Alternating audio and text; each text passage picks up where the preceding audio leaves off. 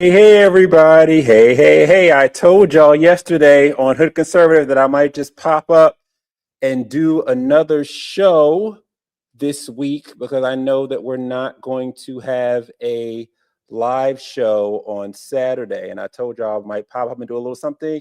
And here I am. I actually woke up this morning and I had an idea. I wanted to reach out to a friend to do a show today. And thankfully he was available, DJ Green. So we're going to have him come. He's our guest here today. We're going to be talking about Raccoon Nation, the story of the raccoon caps. And I know if you guys have seen him, he wears a raccoon cap as well.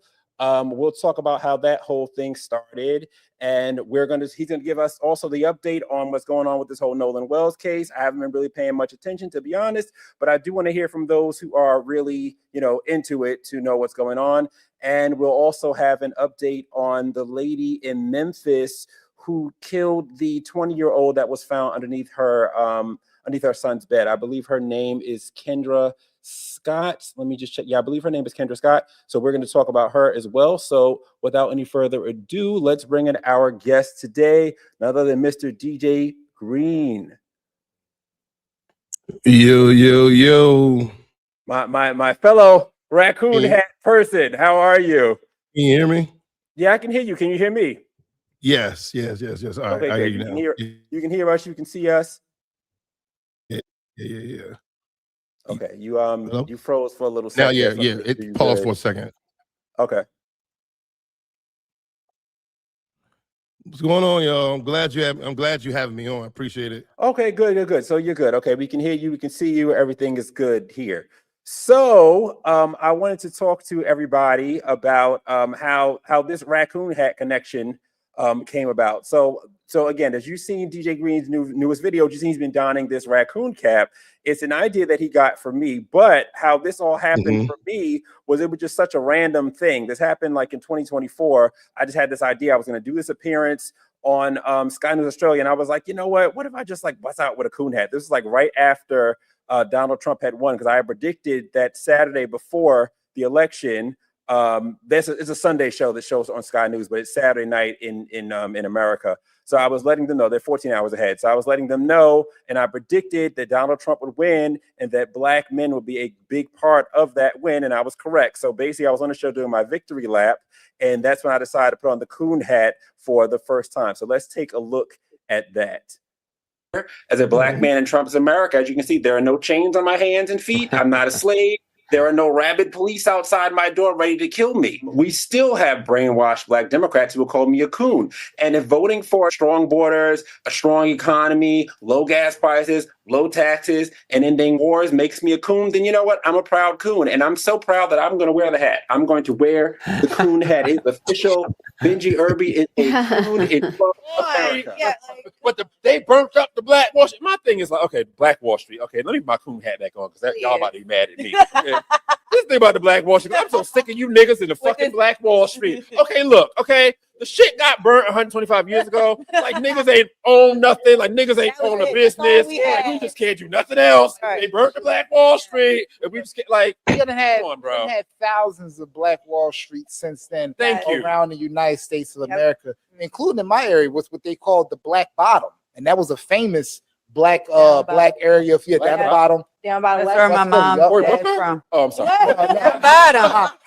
You'll never come around there. They're just all black business. It was all black businesses. Even my grandmother, she was the first bar owner in the state of Pennsylvania that was a woman. So more specifically, a black woman, 1959. So we done had thousands of Black Wall Street since. That's why it just sounds retarded to me that we make this with the Black Wall Street, and it's just like, how dumb and retarded do we sound? Like we can't build nothing. Like niggas can't buy things. Like we don't have businesses. But in the same support black businesses. Well, where do you think those are?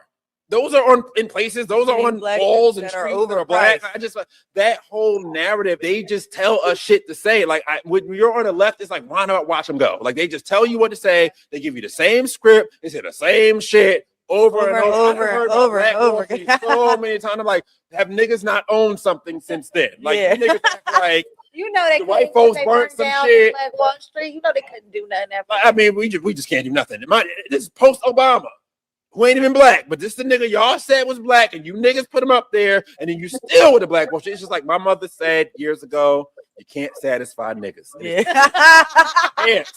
No matter how hard you try. Yeah, that's the realest shit I've ever. Niggas are never satisfied. It's always gonna be Always you gonna be, niggas. yeah. I mean, dag nabbit. Like, Lord. This is why I have to have. I know hate mail at Benj. That's over. You can send all your hate mail there. You know, I'm used to it. You know how to give a fuck. So you know what I mean. But someone has to be real. Right. And I say it with love. I do. I say it because at the end of the day, I just wish so much better than this. It's like it's like why do we always have to be so down in the fucking dumps? Everything we just can't do. You know how retarded you sound. You got Africans coming here off of nothing. They came off a fucking life raft. And you got Cubans that sail Real shit though. Real Not shit. even on a fucking door in the middle of the ocean to get here doing better than you. And here your black ass got all the fucking opportunity in the world, been here longer than any fucking body. And it's also Black Wall Street. Nigga, stop. Like, come on, bro. Like Let it the fuck Let it the fuck go. You wasn't even there. Like, because that's what they do.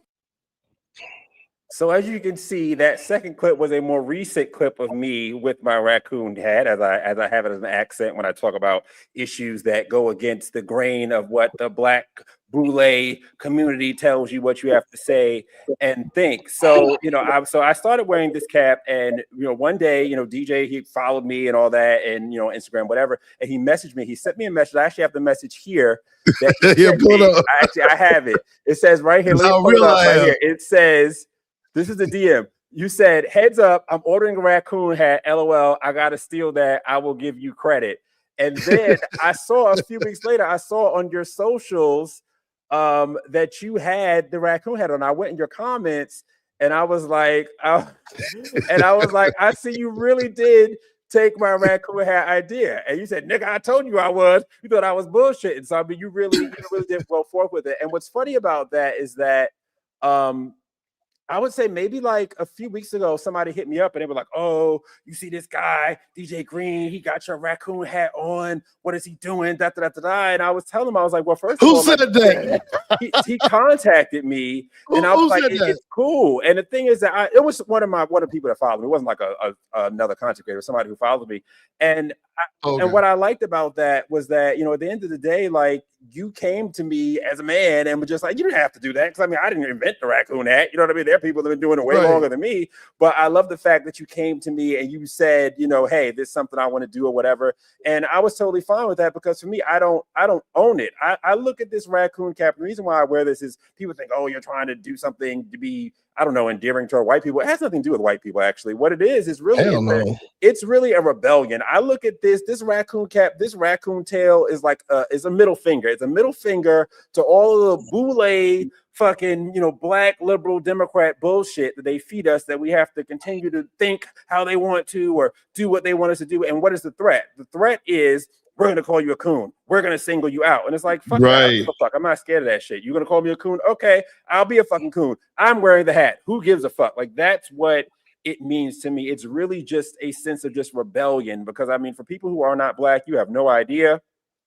And this is not a, you know, woe is me sort of situation, but you have no idea the type of pressure that we get in the black community or just as black people in America to conform to whatever the, you know, when I say black boule, I mean like the black leadership class, your Al Sharptons, your Van Joneses, your, you know, all of those people like that, to conform to them. And if we step anywhere out, it's not even about even voting Republican. It's about even just thinking outside of whatever the box is that they have set on any issue.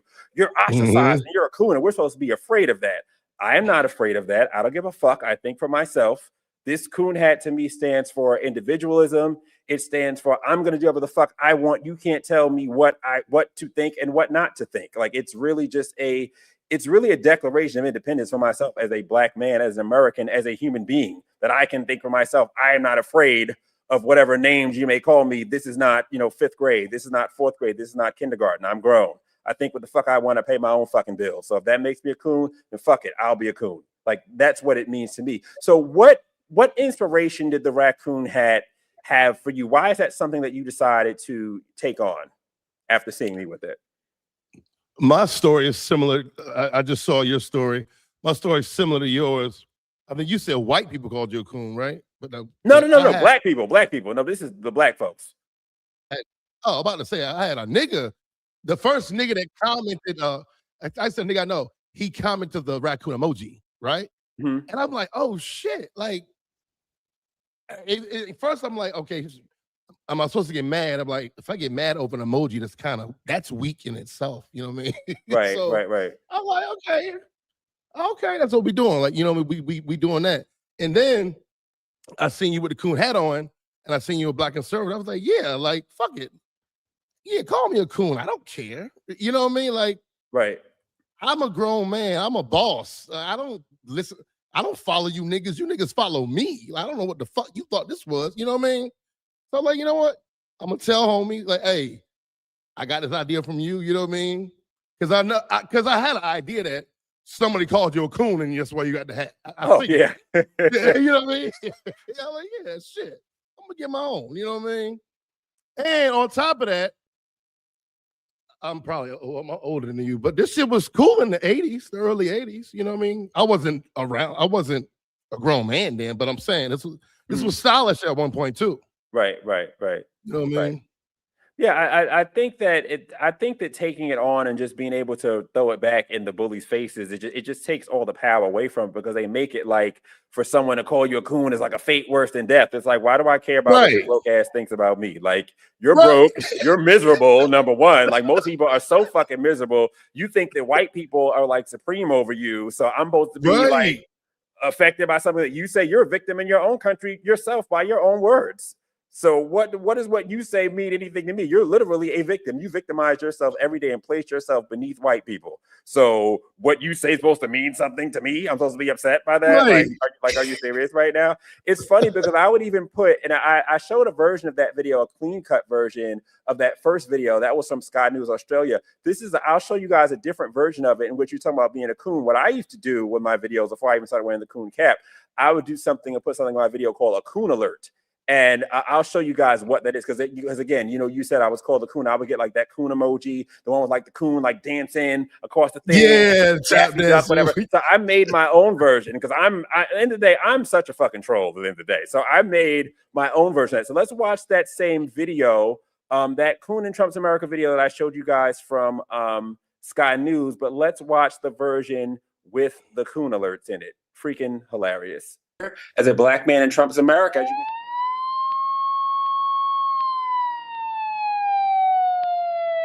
there are no chains on my hands and feet. I'm not a slave. There are no rabid police outside my door ready to kill me. We still have brainwashed black Democrats who will call me a coon. And if voting for strong borders, a strong economy, low gas prices, low taxes, and ending wars makes me a coon, then you know what? I'm a proud coon. And I'm so proud that I'm going to wear the hat. I'm going to wear the coon hat. It's official. Benji Irby is a coon in America.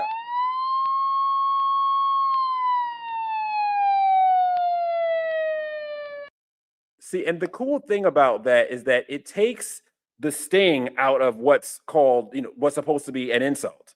But if you take it and you throw it right back at them, and you're like, because that's the first thing they said, like, they're reflexively, anything that you say, anything that you post, anything that goes against the grain, they're reflexively going to call you a coon. So if you're already calling yourself a coon, on my X account, actually in my on my like my name, my X handle, it has like the emoji King Coon right next to it. So it's like there's nothing. So I have the raccoon emojis there. So it's like you can't affect me with that. That's not going to hurt me by calling me that. If anything, I take it as a badge of honor, because a coon is someone who didn't vote for Kamala Harris. So I'm a coon all fucking day. A coon is somebody who wants closed borders. A coon is somebody who realizes that illegal immigration is terrible for black people. So if that makes me a coon to say that, while you woke niggas out there making waves for them and rolling out the red carpet for them, you go right ahead. If being a coon means not being that, I will be very proudly a coon. Thank you very much. Right. So, and they don't understand that either. They don't understand that, like, no, like, I don't want nothing to do with y'all niggas. You know what I mean? Like, y'all are crazy. Y'all are crazy. You're like, I'm good. You know what I mean? I'll be a coon. Matter of fact, I like being a coon. I always say happy black people don't vote Democrat. So most of those people, they're literally miserable. They're miserable all the time. I mean, it's like the quote I often give from and I always forget that man's name from the 60s, who says to be conscious and black in America is to be in a constant state of rage. So no thanks. You know what I mean? If that's what you guys gonna be awoke, that's how you want to live. You can live that way, put yourself in an early grave. I'm good. I'm gonna be over here happy coon. Thanks very much. You know, no thanks. Like they have this idea that like people that we want to be like them or we want something they have. Why would I want to be miserable like you? You people are literally miserable, and you say to yourselves all day that you're under white supremacy and you can't do this because of the white people and that. Like, who the hell wants to live like that? No thanks. You guys can have who that. wants to think like that? Like, who wants to think about so the low mental of themselves? prison they're in. The mental prison they're in. You know what I mean? If you think that's like that all day, slavery. it's crazy to me. And that how everybody got on Kanye for Kanye saying that slavery is a choice. And granted, slavery in the 1600s, 1500s obviously was not a choice. But this mental slavery of today in 2026 that they're choosing this. They're choosing to be down and downtrodden and to think lower of themselves. That's a choice that they're making. But I don't look. I would never say that any white man or anybody is supreme over me. That to me, that's sacrilege as a Christian. How can you pray to God and go to God in prayer, and you talking about something else that God has created is supreme over you? Like, how does that even work? Like, holding you back. What? Right. And you have whole ministers like, Senator Warlock down in Georgia, teaching this to people every week. So like, Warlock? Yeah, I call him Warlock. The abortion minister. He's definitely Warlock. I don't call him Warnock. He's Warlock. So you got Warlock down there teaching this, and you got Frico Talarico in Texas also pushing the same garbage on people.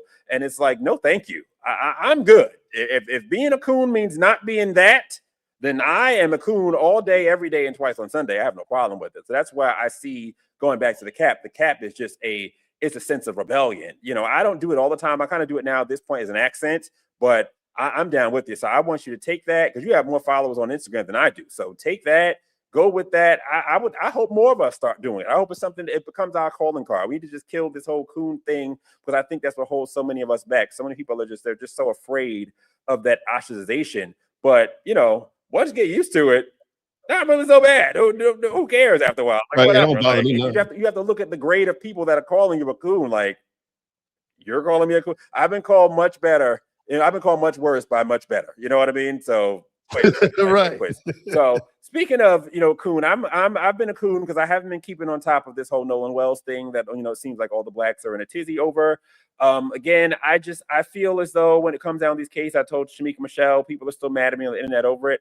I don't tend to follow these race cases, because at the end of the day, they are designed to make Black people feel a sort of way. They are designed to evoke certain emotions out of Black people. And, of course, I feel bad for the whole Carmelo Anthony situation. Obviously, for the boy that was killed. I feel bad for this Nolan Wells situation. I don't want him to be killed, for the parents to lose children. I mean, yes, an unimaginable hurt. But I also live in Philadelphia, where there have been plenty of people here that have died last night, and no one cares about them. They're not on the front page of a story or the news somewhere, because their stories, most of these people that have died are, Black people in the hood killed by other Black people. Their stories don't generate as much ink and as much buzz, as much social media, and as many clicks and clacks, and they're not going to make national news, and people aren't going back and forth so much about their stories. But are their lives worth any less? Do their Black lives not matter? Do their white lives even not matter as much? So that's why I just don't get caught up in the fanfare of these stories. I probably should, because it's good for the algorithm and it's good to push my stuff or whatever, but I just rather prefer to look at other people who follow that sort of stuff and let them do that. I just prefer not to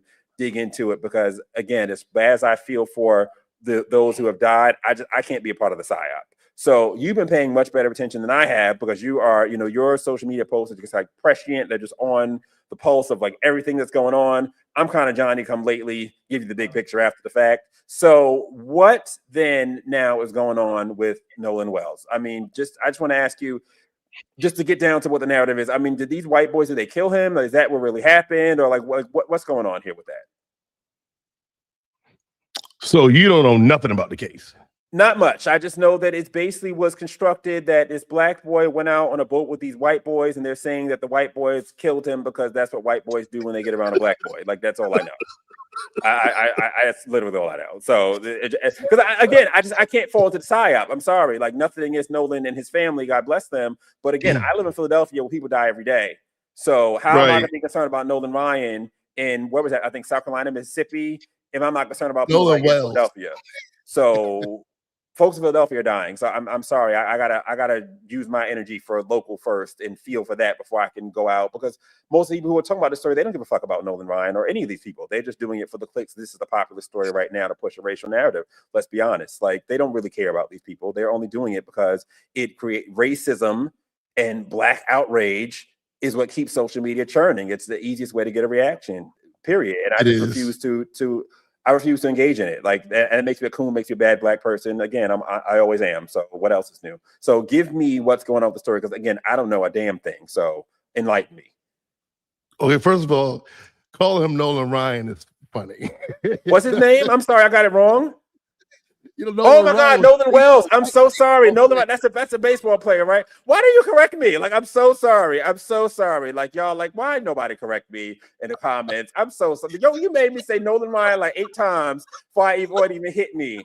Nolan Wells. I'm so sorry, y'all. Nolan Wells. I have no, and Nolan, it's in the description, right? Nolan Wells. Why you ain't stopped me?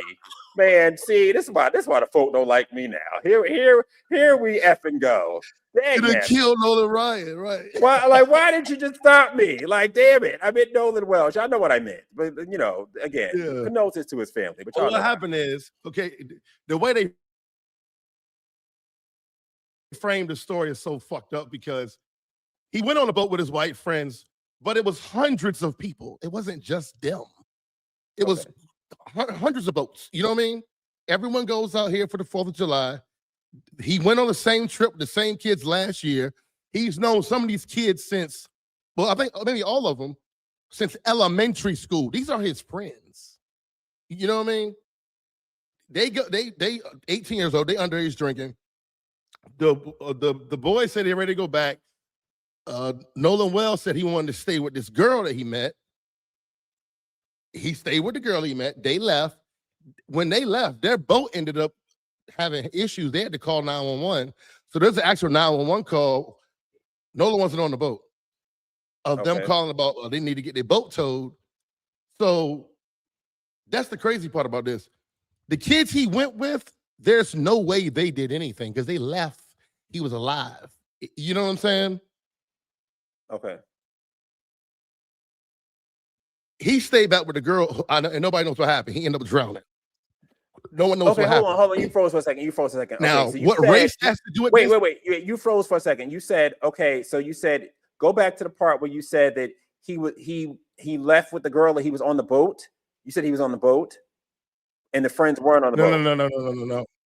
No. His white friends said, let's go. They told Nolan, come with them, because he came with them. He said, no, I'm going to stay with the girl and either leave with her or leave with somebody else. Keep in mind, it wasn't just that. It was hundreds of boats there. A lot of people went. It wasn't just them. They said, okay. They leave. They end up having trouble on their boat. They had to call 911 to get their boat towed. And that's documented. You know what I'm saying? And the girl confirmed that basically Nolan said, yeah, my friends left. I'm gonna go back with y'all or whatever. You know what I mean? So the white boys he came with had nothing to do with it. Like, that's what we know. We know if something happened, they didn't have nothing to do with it. He ended up drowning. The initial report was no signs of foul play, no stab wounds, no bullet wounds, no like visible broken bones. You know what I mean? And they just threw this shit. When I say they threw the shit, Ben Crump and Al Sharpton just come out and say, oh, we think something's up. Mississippi's racist. And they started all this fundraisers, all this bullshit you see going on. And Brandon Tatum went down to Mississippi the other day to interview one of the white boys. He dropped the interview last night. And like the white boy talk about, he talks about how long they've known Nolan. It's a good interview. How long they known. There's a part 2 coming out either today or tomorrow. He talk about how well he knows Nolan. How like everybody know that they would never do nothing to Nolan. They were his boys. You know what I mean? Okay. Like Nolan come from a upper middle class white neighborhood. So the whole narrative, most of his friends was white. You know what I'm saying? So the overall narrative that's being spun to people like me who are just casual scrollers on the internet is that the white boys killed him. So the white boys didn't kill him. So this was not like a racial thing at all. No, absolutely not. No. See, this is why they definitely didn't. This is why I don't involve myself in these stories, because they're always trying to push some racial narrative. Then when you dig in just a little bit further, you find out that it's bullshit or that it's not what they purported out to be. This is why I don't waste my time with these kind of stories. Again, you know, all condolences to Nolan Wells, obviously, and his family and all that stuff. But this is why I don't do that, because this is what they're trying to push it to be. So now, what are the wokey blacks saying now? Like, what are the wokies saying? They're trying to. Okay, now because it's looking bad. And I'm sure they're not believing this. So what's the narrative now? I've been black for a long time. I know that they're spinning this another way. So what's the new way? What's the new spin? The independent autopsy came out, and Ben Crump did a press conference today. Once we get off, you'll be able to see it's all over the place. And basically, they're inconclusive findings. I knew they were going to say this. We don't know if there was foul play or not, which the initial report was there's no signs of foul play. You get what I'm saying? Yeah.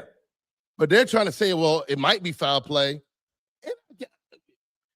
Okay, you can rule out, think about this. You can rule out shooting. You can rule out stabbing. He didn't have a cracked skull or none of that. He drowned. Those are 4 facts. So this is how stupid niggas are. And that's why I really be getting pissed off online, because if you have the ability to think, you would realize that this means if you think these white boys killed him for no reason, childhood friend, that means they held him underwater to kill him. Like, think about that. Like, why would they do that? You know what I mean? And there's hundreds of people around, by the way. Why would they do that to their childhood friend? Because you get what I'm saying? Because they're white and they're evil, and Black Wall Street, or like, I don't know, like right. Jim Crow. That's how niggas think. But it's like Jim Crow made them do it. Jim Crow said, like, do it, because that's what the narrative on the internet said. Like Jim Crow, right? Like, yeah, like, but that's Trump? how Did Trump make them do it? Maybe. I think is it because Trump made them do it? Did Trump make them do it? It's Trump, right? That one, yeah. Oh, they vote for Trump. They want to kill black people. Like, so this is what I'm saying. This is why I don't waste my time getting involved in these stories, because it's making a mockery even of Nolan. You know what I mean? Like I'm just like, I'm not doing this. And Fa Brown is here. What's up? The homie Fa Brown, who was on my show, my Saturday show, the live show, the last show before this one, Benj number 14. You guys go check that out with Fa Brown. But this is what I was telling him. Same thing. Like, I don't get involved in these stories. I know underneath it all, it's all bullshit. So it's like, now you have all these black people who watched this story, who got wrapped up in the racial whatever. Of course, the facts are never going to be as broadcast as big as the lie. So now they have another thing to say. See, these white boys, they just killed him, and this is why. And because it always gets wrapped up into a larger narrative. So these white boys, they killed him, and that's why, because they want to kill all of us, just like they did in Black Wall Street, and just like Jim Crow, and just like it's like a cyclone. It just starts us on. Right. Here we go. We get wound up into the whole whirlpool of racism. Here we go in victimhood. And here we go. And that's why. And then they voted for Trump. And see, that's why. See, these white folks, if they just hate us, they want to kill. They're hunting us. They want to kill us. I can't do it with y'all. I'm sorry. Oh, you know niggas too, huh? I can't do it. I can't do it. I'm a coon. That's fine. I'll be a coon over here. But I have my happiness, my peace, my joy. I didn't waste time throwing myself in the dumps over something that's not even real or not even true. So now what? So like Ben Crump is here to do what exactly? Like I don't what? Well, what okay. So now, so they're saying that it's so what is it? Because if the white kids were there, wouldn't they have been arrested? Wouldn't they be some other evidence? Wouldn't there have been witnesses? So what is this now? The white boys talked to police. Brandon Tatum put it out. They did lie detector tests. This is why it's so crazy. They did lie detector tests, everything. And they passed.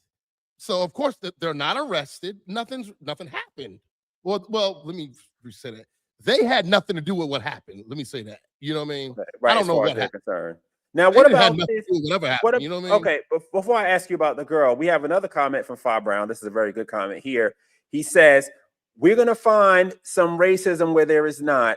then these puppet masters, Al and Ben, make all blacks look stupid when the actual facts come out, and they're gonna run off with a bag of money. Exactly. So I'm hoping black folks, all of you to say, "Oh, we're a bunch of coons. We hate black people." No, I just want y'all to see the psyop and see how you're being played and used. This is why I do not jump on these stories. I let other people do it. When it comes out in the end, when Wash comes out, we find out exactly what's going on. Let me know. Wake me up at the end, because I'm not going to I'm not doing this. Another tweet from Fabra, another comment. He says that the GoFundMe is now at $754,000. I'm guessing that's for Nolan's family. But you said they were well to do already. They were already kind of well to do, right? But I mean, hey, what's the extra $754,000? Yes, they're well to do, and Tyler Perry paid for the funeral. Tyler Perry paid for the funeral, and Colin Kaepernick paid for the independent autopsy. What do they need any money for? Wow. So this is definitely it's a grift. Scam. It's a grift. It's a straight scam. Like, I look at Nolan's parents. I don't trust them. And basically, I feel like they seen their son die. Let's cake up off of it. You know what I mean? Well, they're contributing. I mean, that's a lot of fucking money. A lot of people do a lot of fucked up shit with $754,000. And I mean, many of us say we wouldn't, but you ain't had $754,000 in a briefcase in front of your face before. So it's easy to say that, but you ain't got the opportunity. So I mean, this is and this $754,000. I mean, I'm guessing this is all well-meaning black people, guilty white people. Some celebrities, I'm sure, who want to look good. One famous dude gave $100,000. He was either a big CEO or something like that. He did $100,000 by himself. And all this is fake. Yeah, it's straight bullshit. It's just like how Hands Up Don't Shoot was a whole lie. They built the whole narrative. It's straight bullshit. The white boys did lie detector test. Off a lie. Wow. So again, what are the wokies saying now? Because I saw when I scrolled on the internet, I mean, you had, the Shade Room, the Neighborhood Talk, all the Black Tether owned blogs pushing this, all the active. I mean, what are some prominent people they still push it. They still trying to push it because the end of this independent autopsy basically was kind of like the first one. They're waiting for the toxicology. And I feel like the toxicology is going to be bad for Nolan, because I know he was drinking. They said he was drinking, and we don't know if he was on some drugs. You know what I mean? So and that's what I think happened. I don't know. What do you think is the outcome? Drugs involved. What do you think is the outcome that the wokies are looking for in trying to belabor this? What would be something that could happen that would be helpful to them at this point? Because it's not looking. The wokies want it to be where. Oh, they've said Nolan, but that's the thing. It's kind of already ruled out. You know what I mean? They really aren't going to ever get what they want. What they wanted was something that would tie a murder to a white person. You know what I'm saying? That's what they wanted. Was the girl that he wanted to stay with, wherever on the island or wherever it was she white? Yeah, she's a white girl too. Have they talked to her? Is she ruled out of foul play or? Yeah, and that's the thing. That's what pisses me off. The police have talked to everybody. They act like the police haven't done any investigations. You know what I mean? So they're just trying their best to try to push this off on any white person at this point they can, because the boys have been ruled out, the girls have been ruled out. So they're hoping there was this random white person who just got this fit of racism and decided to just kill him. Right. Yeah, literally. Okay, so they want to pin this on somebody.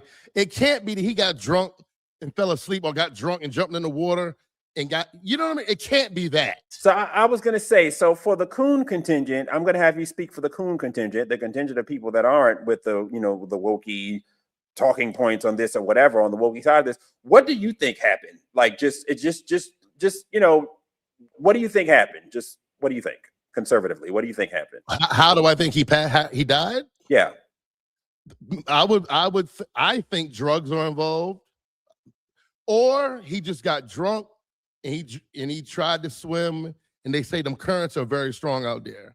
Even if you can swim, you get the wrong current, you're fucked. You know what I mean? So Was he alone when he died? Like, cause he was with the girl. So when did the girl, was the girl the last person to see him alive? Or you said there were like other people The around? last person confirmed to see him was the girl, but I wish the police would release everything they know, because I know they talked to her.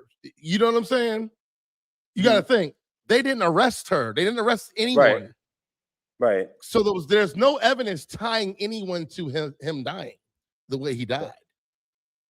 You see what I'm saying? Now I don't know, like what the girl. But we're not sure. So you're thinking that more than likely, because he was last left. Was he last left on a boat in the water? Or was he last left on land? On land. But what the white boys left him on land. But what about the girl? The girl was still there. Okay, and the white boys. The girl was on land with him. Now, did she leave him? Well, she obviously did leave him. I don't. They haven't reported that, and that I feel like they're holding that back. I feel like the parents know. You know what I'm saying? I feel like the parents should know. What did the girl say? Like, when did she leave from him? You get what I'm saying? Because and basically the cause of death doesn't look like it's any type of like blunt trauma. It's like he drowned. So he would have had to have somehow gotten in the water from the time that he had left the girl. Because I would think, just like I said, I'm looking at this with brand new eyes. I don't really know much of anything, but it sounds to me like the key to this story is not the white boys that they were trying to, because I would see all the pictures of him with the white boys, like the white boys, they got together and killed them. So it's not looking like it's the white boys. It's looking like the key to this story is probably the girl. Yeah. And okay. you're correct. And like I said, knowing that the police have talked to the girl, the police haven't said anything. They don't have to. You know what I'm saying? Matter of fact, they're not going to unless it's something come up with subpoena. And this is where the parents know. You get what I'm saying? The parents know what the girl said. But if they say what she said, they might not be able to raise money. You get what I'm saying? But I understand that. If she was to come out and say something like, he was really intoxicated and he did fentanyl that night. You know what I mean? Fentanyl? I mean, people, that's one of the biggest causes of death. And with white people, and he ain't white people. But did the boy, the interview with Brandon Tatum, did the one of the white kids who did the interview, did he say anything about drugs, that they were involved in drugs, or they did anything? In part one, he didn't mention drugs. No, he didn't mention. He said they would drink. He did say that everybody was drinking. He didn't mention no drugs.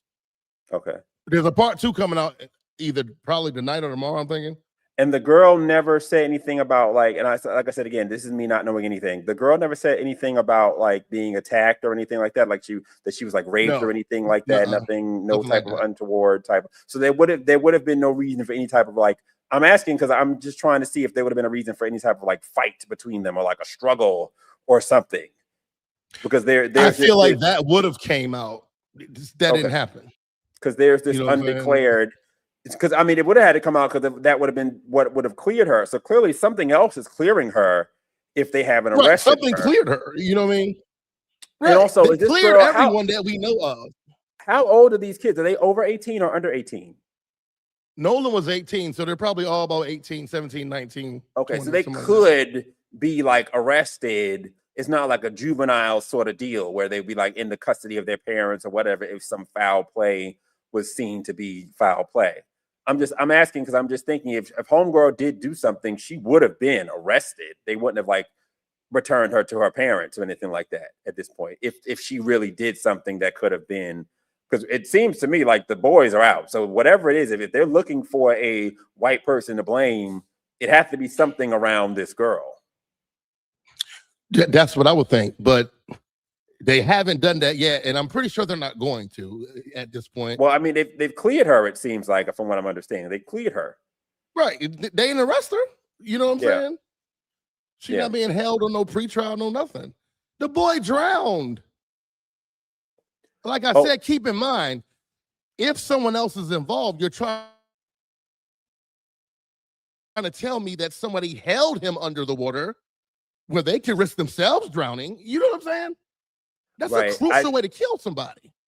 Right. I just got another comment athlete. here.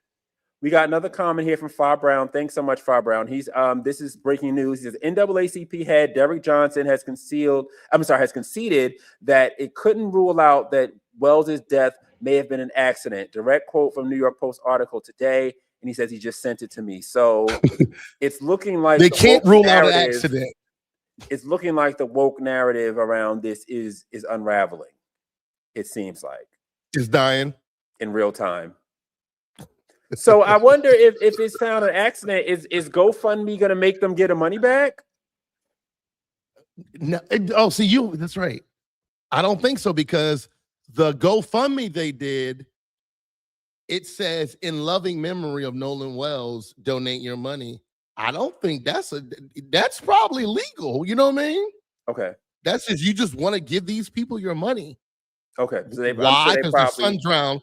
But 1 million niggas get killed every week, and they GoFundMe's get nothing. But see, that's what I'm saying, and they that's got murdered. Why I could not jump the shark for this story, because again, how could I jump the shark for this story and jump out the window for this when there's hundreds of killings right here in Philadelphia in my own backyard every year, every month, every whatever? You know what I mean? Like it's crazy to me, and it's like people say, "Oh, you're a bad black person for not jumping on this narrative," but y'all are jumping on stories that are picked and chosen for you by the media to inflame you. And look who's making money off of it: the Ben Crumps and the Al Sharptons, and even these people making it $754,000. And it's like, you could have took that time to make some money for you, do something for yourself. I'm not doing this. This is a psyop. This is what I'm trying to get black folks to understand, and just a nation in general. This is a psyop. It doesn't mean that you don't like black people, that you hate Nolan Wells, but I'm not jumping on this narrative that y'all are jumping on to inflame racial strife for clicks and clacks in newsprint, because that's what this is all for.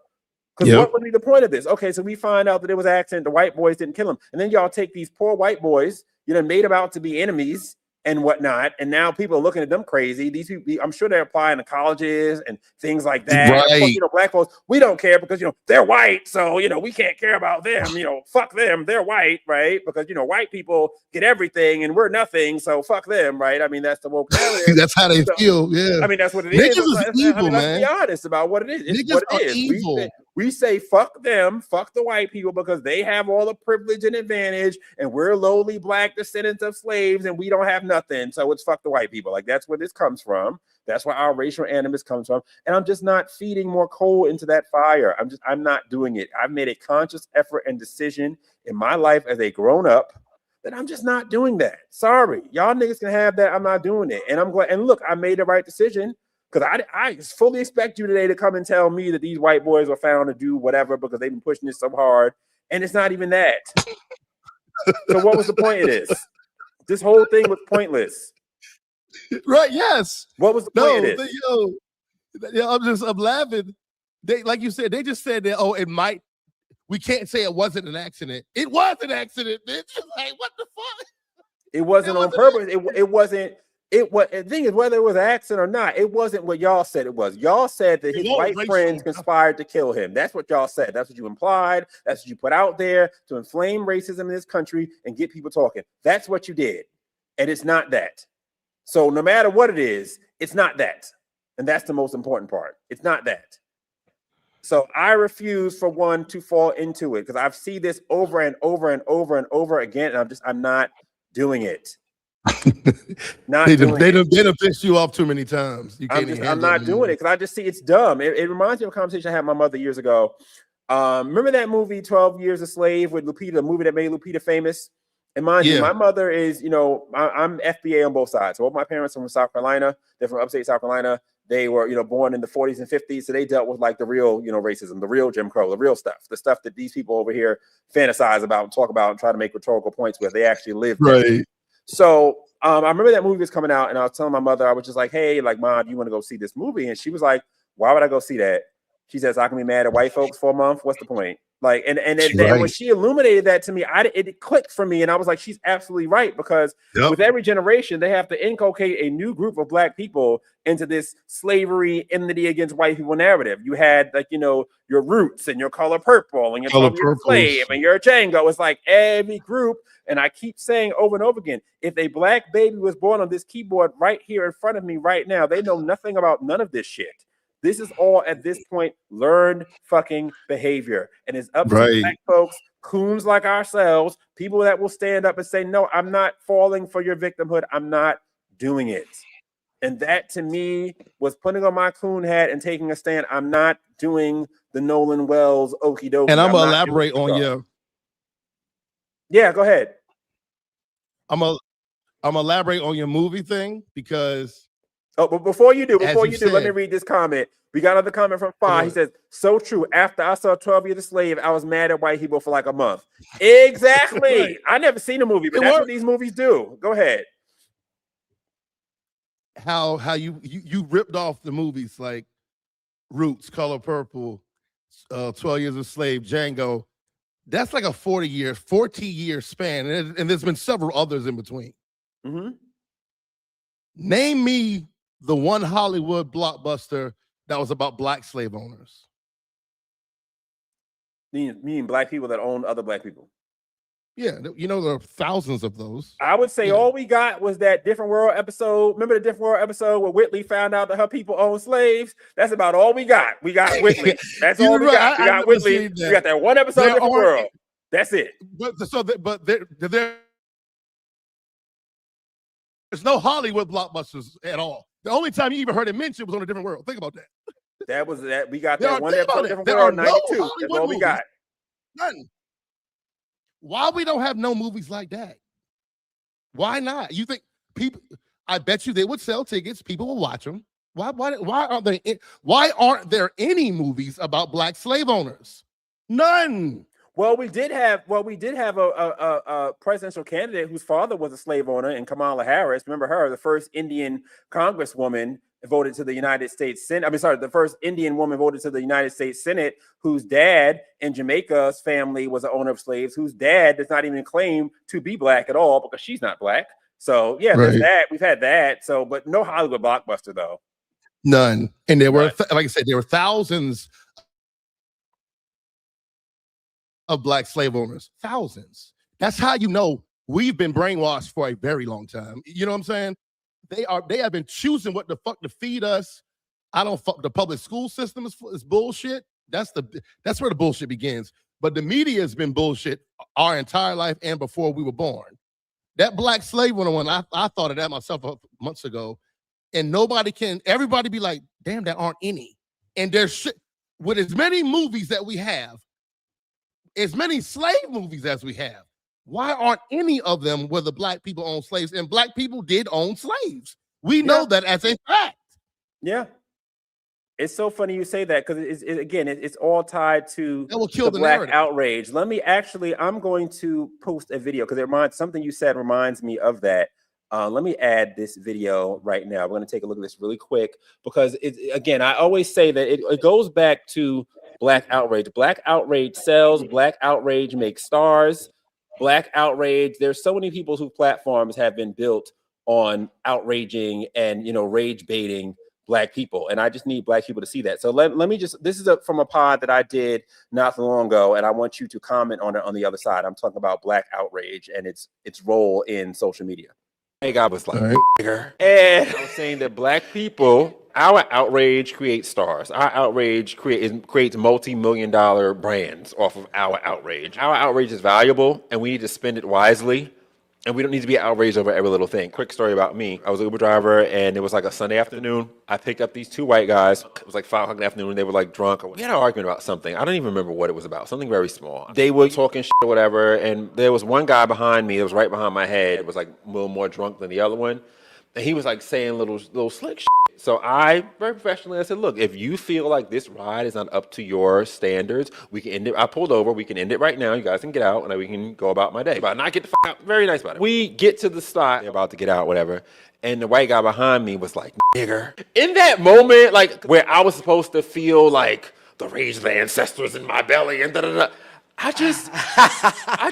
I busted out laughing. Right. And like they didn't even know what to. They were so confused because I was just like, so this is what being called a nigga feels like. This is like I'm supposed to be mad about this. So some drunk random white loser calls me a nigga. I was be like, oh my god! I busted out laughing like, and they were just so confused. And the other guy who wasn't there drunk, he was like, oh my god, I'm so sorry. He didn't mean that. Oh my god, like we're not racist. Oh my god, like at that moment, it just let me know that like I control my reaction to this word. It's something that I control. They don't control me. I control it. For another example, there was a white man who called this black man, this old white man called him whatever, black man, I think it's a McDonald's somewhere in Texas a few years ago. The black man slugs him. The white man dies. Now the black man's in jail for manslaughter for, whatever, many years, whatever. What was the point of that? Because he said a word? And if a white man can say a word, that then can change the trajectory of your whole life, f up your day, change your whole life. Now you're in jail off a word. Who then has more power in that situation? Right. You're giving white people the power to control your emotions by this word. It doesn't even mean anything. Just because you say it don't mean I have to react. Who are you to say anything about me? So yes, again, black outrage. All these platforms, all these people who are rage baiting, your Chud the Builders, even to some extent Nick Fuentes and whatever, it's all built off of black outrage, and we have to say nigger, nigger, nigger, nigger, and it makes all the blacks so crazy, and they're going to be tweeting, and they're going to be commenting, and because what I tell people, especially my haters, is that my haters, they come in my comments, they say all kinds of crazy shit about me or whatever, and I don't give a fuck, because at the end of the day, the algorithm just sees engagement. So algorithm, right? Yeah. Algorithm doesn't see good engagement, bad engagement. It just sees engagement, and the quickest way to engagement is to. And I don't even mean to rage bait people. I'm not here to rage bait black people. They're just here trying to make fun of me because they feel like I'm an easy mark. Oh, black, he's a cornball. Let's just get him or whatever. But the easiest way to get to social media fame is to enrage black people.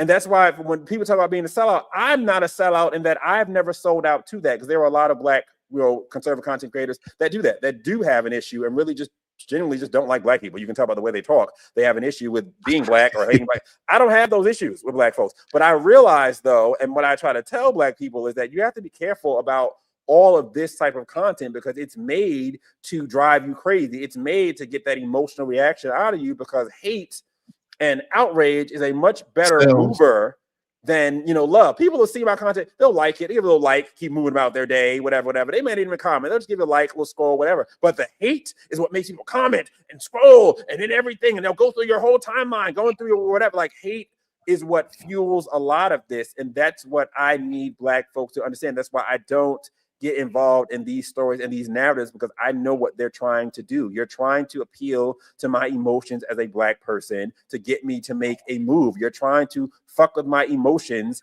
and get me involved in some bullshit that's usually not even the shit that y'all say it is.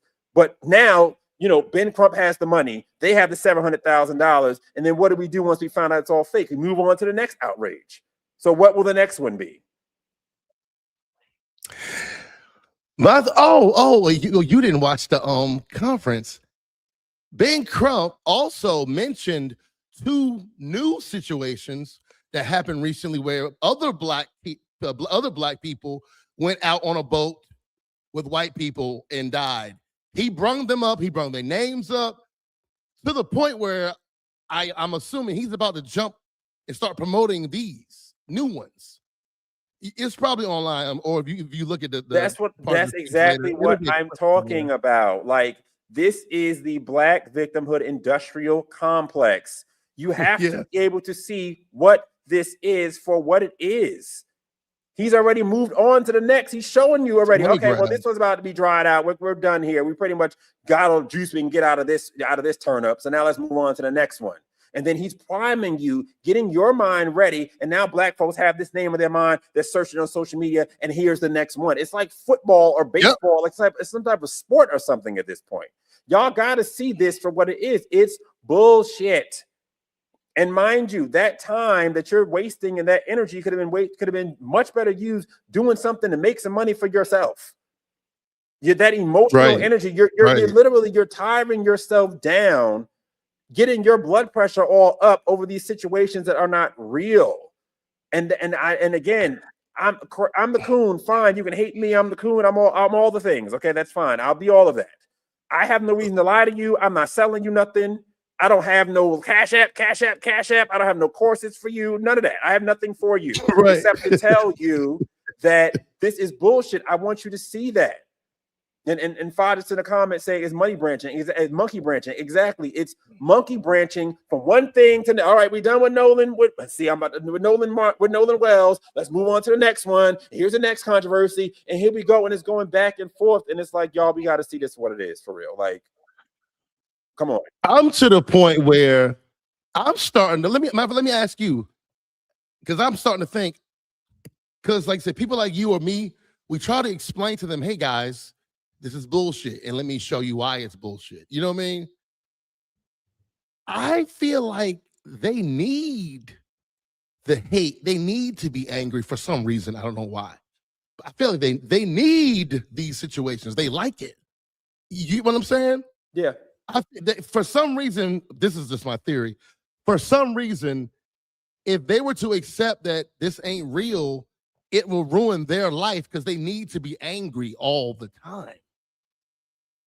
So these situations keep them angry. You know what I mean? Well, I think that what the anger does for a lot of these people is it gives them purpose and a reason to be. Like, you know what I mean? Like these stories give them, there's a fight. That's how I said it's like a sport now. It's like the blacks against the whites. So there's a new racial thing coming out. We got to be against the white people in this regard. You know what I mean? And of course, politically, they tie it back to the biggest team sport, which is politics. So it gets tied back to Trump. So if I am, if I'm for the story of these white boys killing this black boy in Mississippi, I'm anti-racist, I'm anti-Trump, I'm anti-fascism, I'm pro-Mondami, I'm all the things, because it's like, because it's not about the particular issue. It's about now we have to put ourselves or attach ourselves to these different positions in lieu of an actual personality, because people don't have personalities anymore. People are not people anymore. They don't. I'm pro this, I'm trans that, I'm da-da-da. Bitch, what's your name though? Who are you? What do you like? What's your favorite color? What are you all about? But it's like we don't do that anymore. We're not individuals anymore. Now everybody has to be judged and looked at through the lens of whose side you're on. So it's like, rather than me find out who DJ Green is, what do you feel about Nolan Wells? Or what do you feel about Carmelo Anthony? What do you feel about Trump? What do you feel about this? What do you feel about trans? What do you feel about that? Whereas there's no nuance anymore for us to be able to pick and choose kind of where we are situationally, individually. We can't do that now. Everybody has to align to a side and fit into a box. So as we're not getting to know people anymore. We're lumping people into groups, and we're assuming that everybody who feels this way about this is that, and everybody who feels that way about that is this. And I can't associate with people now who feel this way about that because they are this. And the only people that benefits are the people that are at the top of all these groups. It doesn't benefit you, the individual. We're just all followers, and everybody trying to silo people into their groups now. There's the Al Sharpton Wokey group, and then there's the white version of that, where you have like the Jake Lang group, and they're the anti-black people, and they're in their group, and they're saying that the blacks are this and they're whatever, and we have to hate each other, and we have to do this whole. And it's just like, I'm going to be 43 on Tuesday. I've seen enough. I've been around long enough. I've seen enough of this. Like I'm to a point where now I'm heading into my third generation of life. Every 20 years being a generation, I'm heading now into third generation. So I've seen this enough. So that's why I can see the pattern. I've seen the Color Purple, Django, all this, 12 Years a Slave. I've seen the pattern now, and we keep doing this over and over and over again, and we're not getting to different results. We're still holding on to everything as slavery. Like somebody had made a comment, because I had looked at one of my in my notifications. I did a pod with Shamika Michelle like a week or two ago or whatever, and one of the clips was up, and they were like, "Oh, but I was talking about the whole Nolan Wells thing recently." That I don't subscribe to getting into these stories because they're all a bunch of racial bullshit at the end of the day. And it's never really what really happened. And the person like, see, here he goes slaving out. No, it's like slaving out. Like these are like, we're speaking in these terms.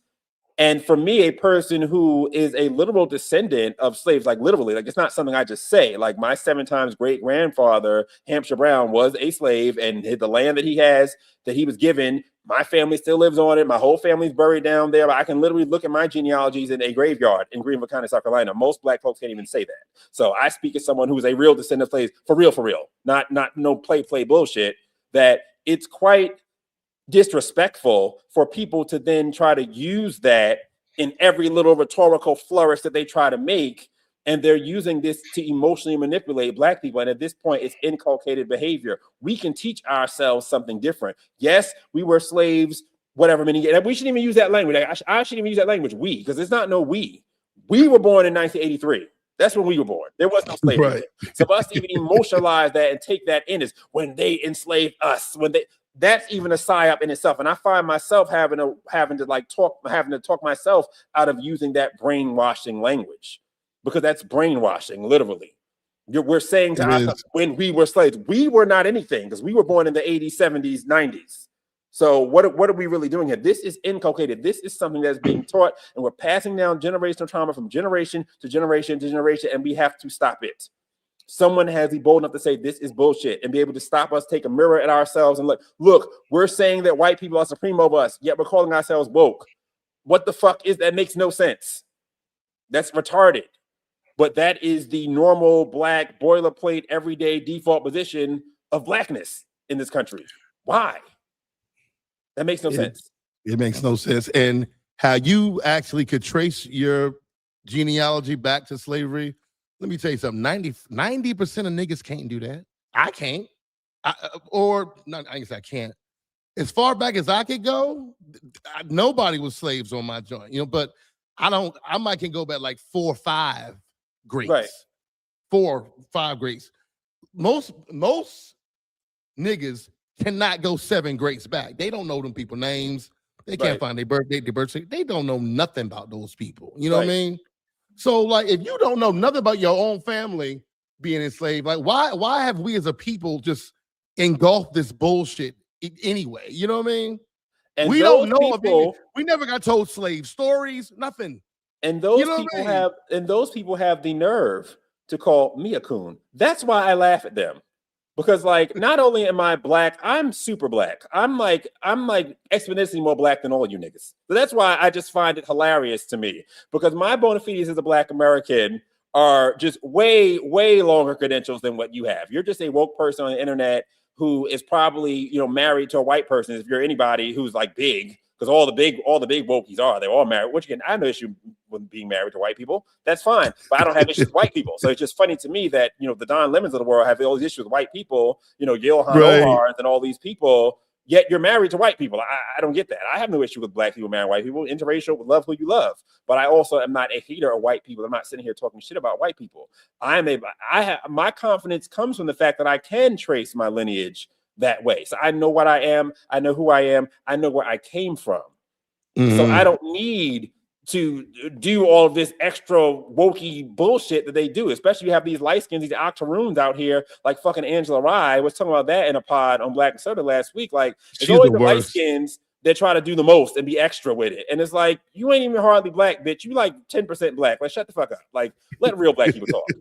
But I'm a coon. But I'm like blackity black for real, like in real life. But I'm the coon. But you niggas who are, again, married to white people, 1/8, 1/4 octoroon somewhere, y'all are what's making what we do as in the Black community. Like, y'all are the ones that are setting that pace. The Kamalas, the Obamas. Obama, who is not Black at all. His father is half African. I mean, his father's African. His mother's white.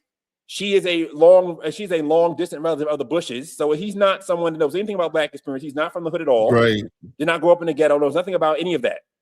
Yet you have people like me and you, people like myself, who from the hood, they whole life, full FBA both sides, but we're coons though. But you want to follow Barack Obama, a nigga who grew up in Indonesia with an African daddy.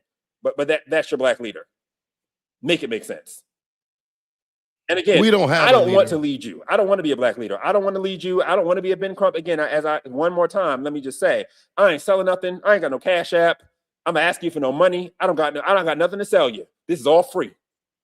Let them sell you shit. Let go on their Patreon and do all that. I'm not selling you shit. This is all free information and free game because I just want us not to be dumb no more. That's what I want. My mission and my goals are Black folks not to fall into these stupid games. Because this whole Nolan Wells thing was a psyop from the beginning. It was dumb. You got all these Black people upset, hating other people, all these hateful comments and invoking more hate.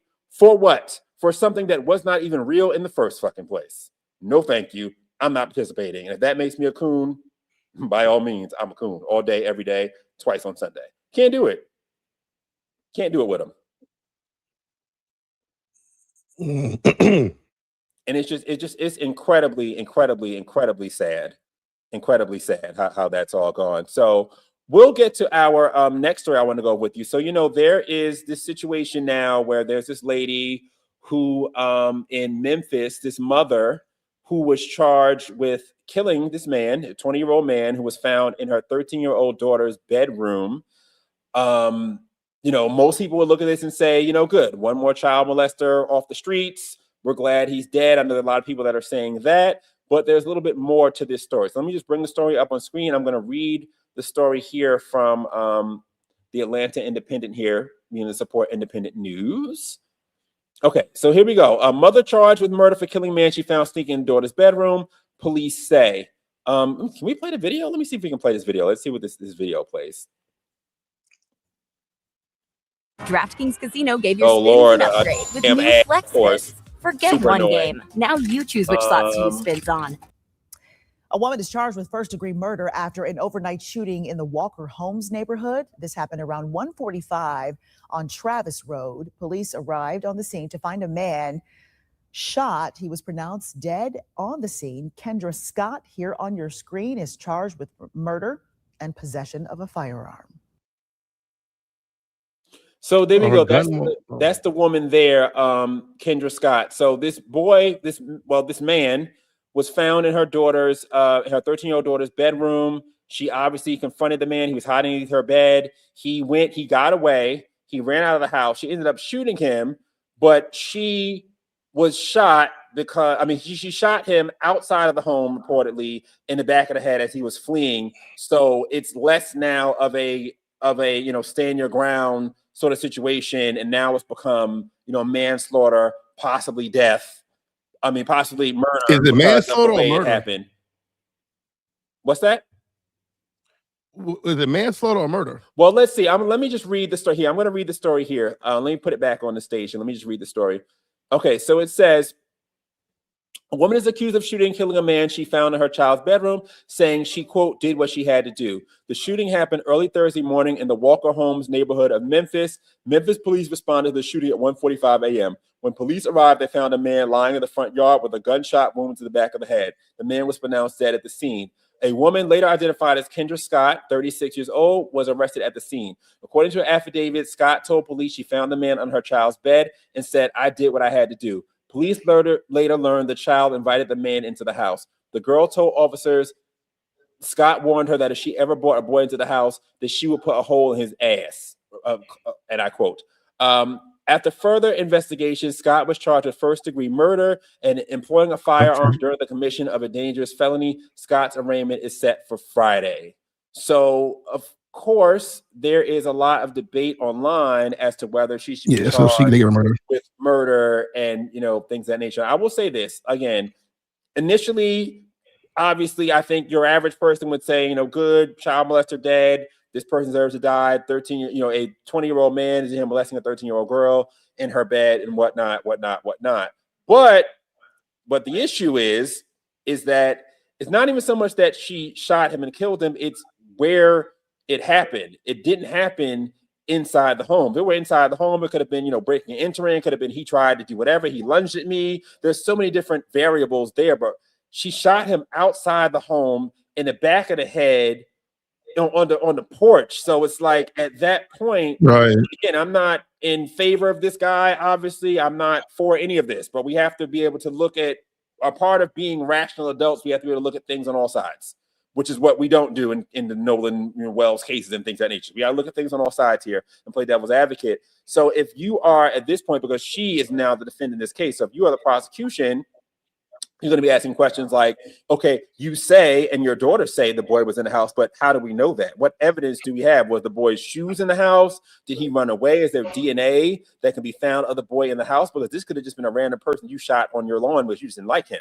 This can be a story that y'all made up. You and she's your daughter, so she can come and corroborate your story. But what's to say because he was not shot in the home? How do we know that he ever was in the home? Like these are questions that have to be answered now when looking at this, as much as I'm not for, chomos, obviously, and child molesters, I just wish that she hadn't shot him, or at least not shot him fatally, because now that he's dead, there's no going back. And if they don't find any DNA of this boy on her daughter, she's going to jail, for a long time. You know what I mean? Like, she's definitely going to jail. And again, I got to take it all the way over here. I got to take it back to a conversation I was having on episode 2 of the podcast. You guys can go back and check that out. On YouTube, all the episodes, whatever.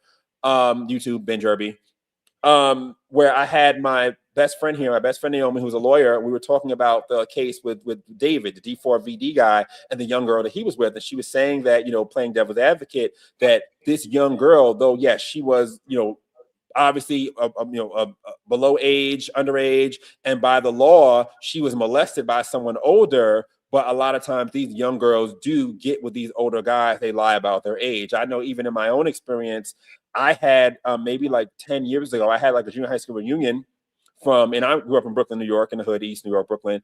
I had a junior high school reunion with like 5 girls that were in my 8th grade class. And all of them were telling me about how they messed with, 18-year-old boys, 20-year-old boys, being 13, lying about their age, pretending to be grown. And 4 of those girls were pregnant before the end of high school. We were in the smart class. I went to a magnet junior high school, so this was a smart class. So it's not like young girls don't mess with older boys. It's not like young girls don't lie about their age and say that they're older to try to mess around with older boys. And if the story is true about her inviting him in the house. So all these things have to be considered now when trying to do her sentence. So how are you feeling about this, PJ?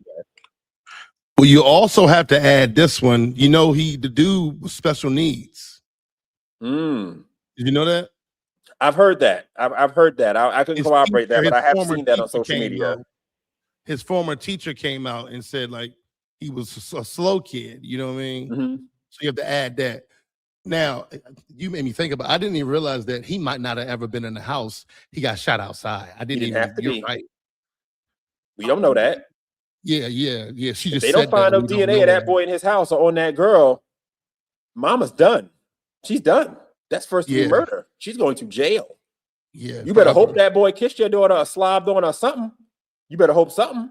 Again, not to be morbid, not to be freaky about it, but you better hope he got a DNA, a sweat drop or something in it. If he don't have no DNA in that house, she's going to jail. Period. She's a murderer at that point. No. From the sounds of it, if she said she found him under the bed, she didn't catch him doing nothing with her. You know what I mean? Not to say that he didn't. I don't know. But if he didn't do nothing with her, like you said, if he did something to her, they probably would maybe give her some type of leeway, maybe. And that's a maybe. They might not. But if he molested whatever, I can't say the word, I guess. If he did something to her, she might can get it dropped to a manslaughter plea. If not, it's a wrap. It's a wrap. That's what I'm saying. I mean, obviously, I don't hope for molestation, but for the sake of the mother, for the sake of this woman, if there's no DNA of this boy in her house, there's nothing saying that, or maybe she has cameras in her house. Hopefully she has, she's employed that. She has like a security camera, a ring camera. So she doesn't have some type of evidence that this boy stepped foot in her house. I hope he drank a cup of water. I hope there was a glass somewhere. I hope he touched the refrigerator, touched the doorknob. If there is no DNA of this boy in that house, and Jake and I that boy was in that house, you just killed a random person outside. So I mean, it's crazy. Hopefully there were texts between them where she invited him. I mean, even that may not even be enough still. But hopefully there's like text messages where they saw that, okay, she did invite him to corroborate her story. But right now it's really just, and the boy himself is dead, so we don't have his side of the story. So it's really just what the mother.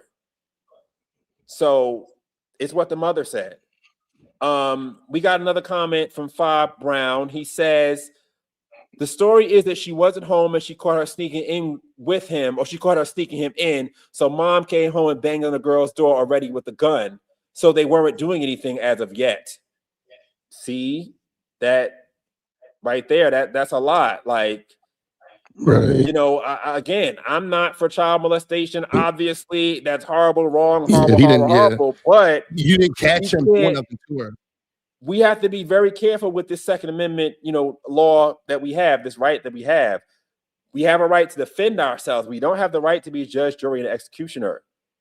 Like we don't. That's Right. not in the right to bear arms. Like it's for self-defense. Had it happened in the house, whole horse of another color.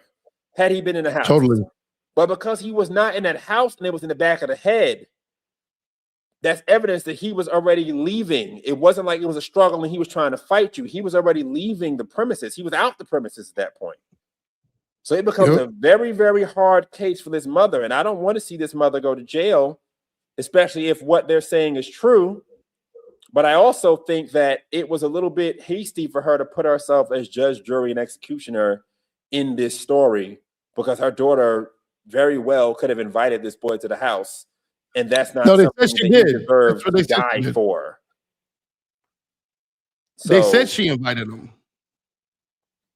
And Fa Brown comes to another comment. He says she had a whole conversation with the boy and let him gather his items and leave, then shot in the back of the head. I mean, Fa, if you're available, you want to come up, I can send you a link, because you just, you know, we can open the conversation up, you know, while we're here. But if you want to be sent a link, Fa, just text me, and I can text me, and I can get it to you that way if you want to come up, Fa, and give us any other details of the story. But yeah, so if they had a conversation and she let him gather his things, okay, I'm gonna send Fa a link. If she had a conversation with him and let him gather his things, like, she's cooked. That don't look good, Mama. That does not look good. You're just a murderer at that point. I hate that. I don't, you know. And I don't want to make light of the dude, but here's the thing. People know their kids. You know your daughter was hot in the ass, too. Like, you know what I'm saying? You shouldn't have killed him, shot him in the back of the head. I'm sorry. Yeah. No, not in the back of the head. No. You know, no. And it wasn't like he broke in your house. You know what I'm saying? It's not worth it, because the daughter, you know what I mean? Again, the daughter invited him. That's something that you got to deal with your daughter. Again, and I don't want to victim shame or whatever, but this woman threw her life away for a boy that her daughter could have very well invited in that house. Right. Again, if that's the story, because we really don't know. Because it could be a whole other thing. Like just jumping out and crazy. It could be something where maybe that boy was somebody that they had an issue with on a whole other level, and they made that story up. Like, we don't know. If there's no DNA in that house, they could make up anything to say why she killed that boy. It could be a whole other situation. We don't know. Right. And if there's no DNA in that house, she's cooked, unfortunately. Done. You know what I mean? So I hope and pray. I don't hope and pray for her daughter to be molested, but I hope and pray that they can find something here. Something here. Now, I wonder, does she have a GoFundMe? And I wonder, will her GoFundMe raise as much as Nolan Wells' GoFundMe? Probably won't, because everybody's situation is black, if we're going to be honest. It won't. Yeah. Because the guy is black. Everyone's black. Everyone's black. That ain't worth no money. Black. That ain't worth no money. So it's not the black people. We don't give to that. Nah. So crazy how that works, right? Very. Because I think this will be a woman that will need help. And again, I mean, if what happened is true, I don't think that she should be totally scot-free if the boy was out of the house and things like that, because he's not putting a physical harm on your daughter, or if what Fi is saying is correct, that she saw him sneak in the house. If she saw him sneak in the house, that's like premeditated also. True. Yeah. You know what I mean? It's not, you can't even claim, like, that's one thing Naomi taught me when she was on my friend who's a lawyer taught me when she was on the show, that can't even be considered like fit of rage, passion killing. Where you walked in and you seen it in the midst of it, you had a gun and you just went crazy. You can't even because you're thinking about it. You already saw it there. If you saw the daughter put him in the house, and then you stepped in with your gun,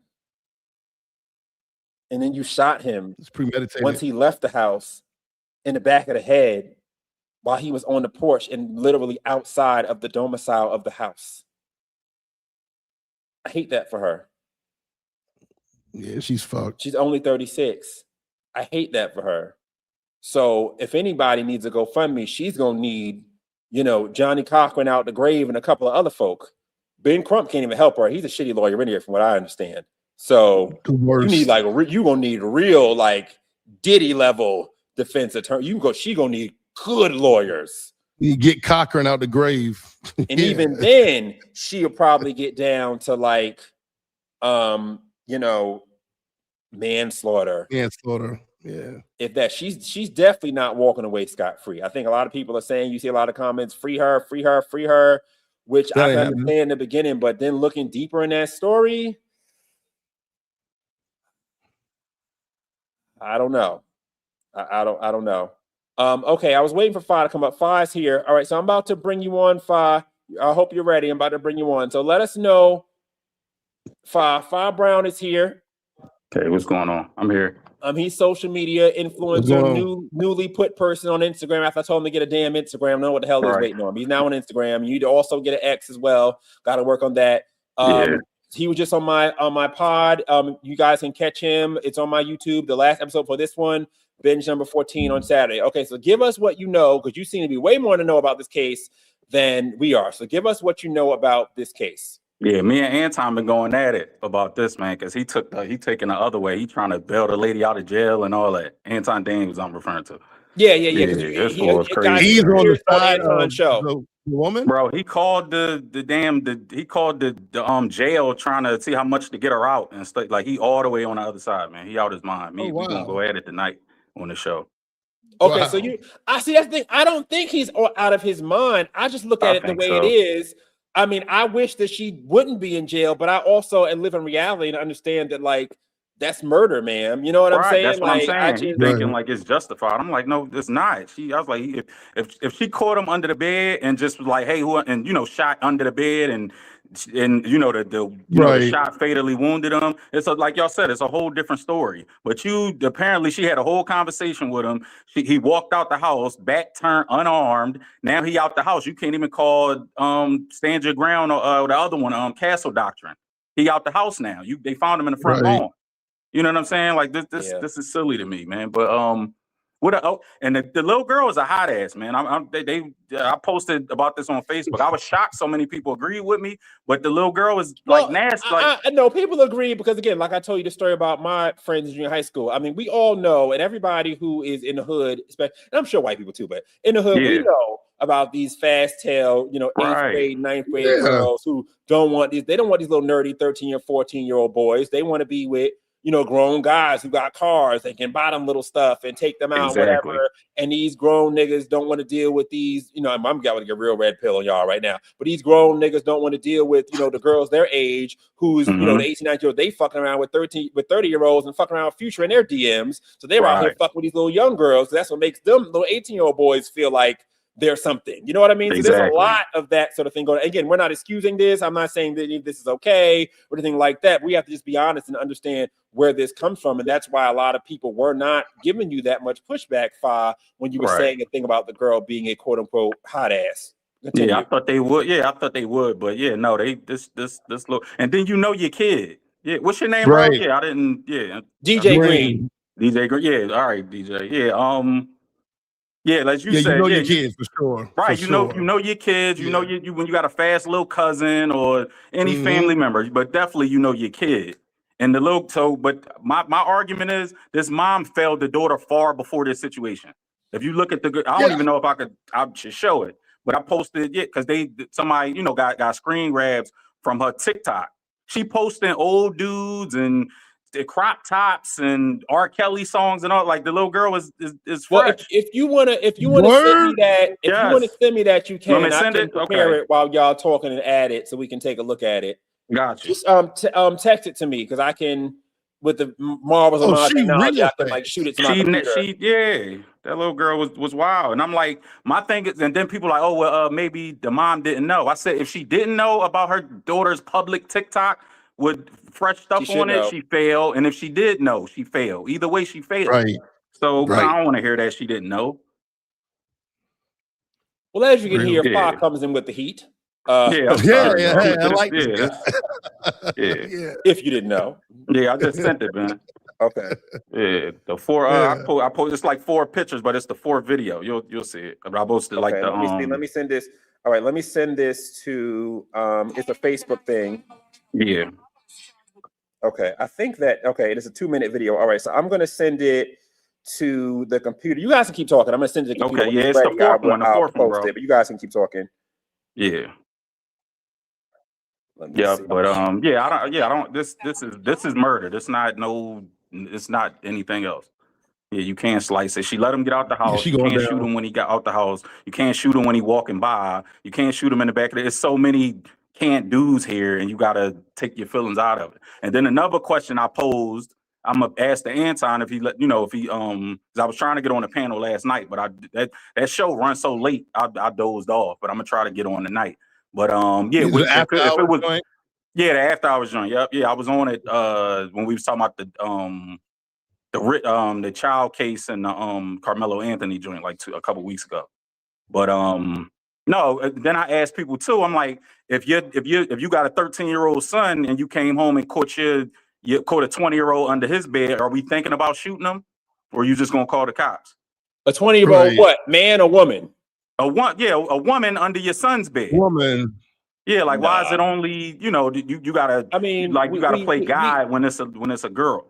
I mean, we know what that is. I mean, that Right, I'm just obviously- I mean, saying, but even for myself, I'm just going to be real about it. That call me chauvinistic, but I wouldn't trip about it as much if my and a lot of Right, these that's- niggas would be give Yeah, dapping you they wouldn't trip at son all. congratulations or some shit. Or if Right, you that's they what real I'm freak and they saying. try to get a piece of the bitch they self. Like, oh, you here, Yeah, bitch? no, I I'm won't say not- nothing. yeah, Let I'm me- not it ain't justifying fun. the Ain't no kid. fun if the homies can't get none type Right. of shit. So it Yeah. is different thing when it's a female. It's Of even course. me. I wouldn't feel if it was my son, I wouldn't. Yeah. But if it was my daughter and a guy, I just wouldn't have shot the guy. Or at least I'm gonna shoot That's the what I'm nigga. saying. I'm I'm not in saying the the house. kid. Yeah, the Right, boy you was was shot him right. under the I'm saying bed. 100% he's wrong. Then if you doing some creep stuff like messing with an underage girl, he really out his mind going to her house. Like, what are you thinking? Yeah. Yeah, Well, like I mean, that was according to what DJ was saying, the boy is like a little, he's mentally, Right. He's not slow dude. well Yeah. or whatever, like mentally, disabled or whatever. So that could Right. be, and that also could also be too, again, in his defense, I guess we could say, but playing devil's advocate, that could also be too, he's skewed younger. Yes. People with those type of things, he's not thinking or sharp as the average Yes. 20-year-old guy. Right. He Yes. skew a little bit younger in that, in that regard. And if we're doing, Romeo and Juliet laws, I mean, she's 13. If he were 17 or even 18, it wouldn't be as much of an issue. But again, it Right. can be an issue of literally a year and a half, of 500 Yeah. days separates him from being like charged an adult as Yes. charged it to someone younger. We don't know how deep he was in Yeah. this. He could have just turned Yeah. 20. We don't know his birthday, like that. But all right, I got the Yeah. video you sent me. Let's play the video that you Right. sent. Yeah, I saw the teacher said that too. All right, let's take a look Yeah. at that. Hold on, let me just start up here. Do we hear anything? I don't hear anything. Where is this? Oh, hey, Bed yeah, early yeah. yesterday No, morning. That's just the crime. And one, in bro, 'cause tonight's it's the crime other alert, video a was local two mother videos. is charged with shooting and killing a man who was found hiding under her child's bed early yesterday morning. WREG's Caitlin Barker is live in the neighborhood where the shooting took place with the latest on what happened. Caitlin? Good afternoon, Stephanie. This shooting took place here at around 1:40 a.m. and it happened at this home right across from me on Travis Road. Now, this all happened after a mother found a man in her house. She says he was hiding under a child's bed. When police arrived, they found the man dead near the front porch. Now, the woman, 36-year-old KENDRA Scott, now faces multiple charges, including first-degree murder and employment of a firearm during the commission of a dangerous felony. The man who was shot has now been identified as Redarius Morton. According to police, Morton was invited by a child to the home and came in through the back door at 1 a.m. The arrest affidavit says when KENDRA Scott came home, she was heard banging on the front door and yelling, "Who's at my house?" Once the child opened the door, Morton was found hiding under the child's bed. As Morton was leaving the house, both Scott and Morton went out to the front porch, and that's when the juvenile says she heard a gunshot. Morton was found shot in the back of the head. Now, I spoke with one neighbor who says he feels bad for everyone involved. For the child, since her mama going to jail, The boy family since still walking away, and I guess I feel bad for the mama. She should have thought more. Now, I spoke to multiple neighbors who say that in this case, nobody wins. Now, we're actively working to confirm the age of the man that was involved and the juvenile, and we'll have more on that at 10 p.m. tonight. I'm Caitlin Barker reporting live for your news leader, WREG News Channel 3. And in tonight's crime Okay, alert, a so local mother is charged It was with the shooting second a video, Benj. So that was a better. That was a. Where is? Okay, is it still going? Hold on. No, it stopped. Push up. Okay. So that was actually even better news article. So I have the picture. I think you were trying to send me this photo. I took it from. I just went on your page real quick while the video was playing. From your Facebook page. Follow Fa on Facebook. Follow me on Facebook. Actually, if you want to follow Fa on Facebook, follow me on Facebook at Benj. I only follow 3 people. I only follow people who appear on my show. So I only follow 3 people. One of those 3 people is Fa Brown, who I just followed. So if you want to find Fa, follow me on Facebook. He's one of the 3 people I follow. All right. So it's a video. Okay. No, the next one. I just sent it to you direct. Oh, you sent me what? You text me a video? Yeah, I just text you something. That's the video, and then it showed what she said about her mom after the murder. I wanted y'all to see that. Okay. So this picture right here, is this a picture of her? Yeah, that's her and him. Okay, so this is her at 13? Yes, good. Keep going. It gets worse. That's what I'm. That's why I want you to. Well, that's see the only video. one I had. She made that. The other post. Oh wow. Okay, that's her. Okay, that's so what I'm saying. Yeah. Here, let me see. Let me send this. The girl made myself. Oh wow. Okay, let me send this to myself. Hold on, I gotta send this to myself. Send this to the computer. Yeah, wait till the video, DJ. Yeah, she is worse. That's from a TikTok. Thank God for Are you saying the girl made that image? Airdrop. And I don't know about the whole entire image, but the one on the right, that's something she posted. Yes. So it looks like somebody kind of made like a memorial or whatever, like a makeshift memorial or whatever, and used them both. I mean, I will say in this picture, she looks very, sultry and older, trying to look older, and he actually looks kind of young.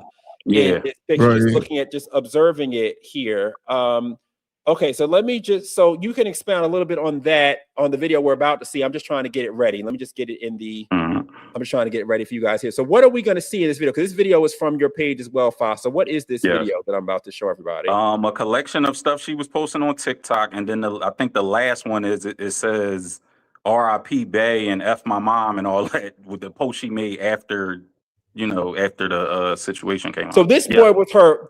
This boy was her bae. This was like she saw this boy. She called him baby dad on the more than once. Yes.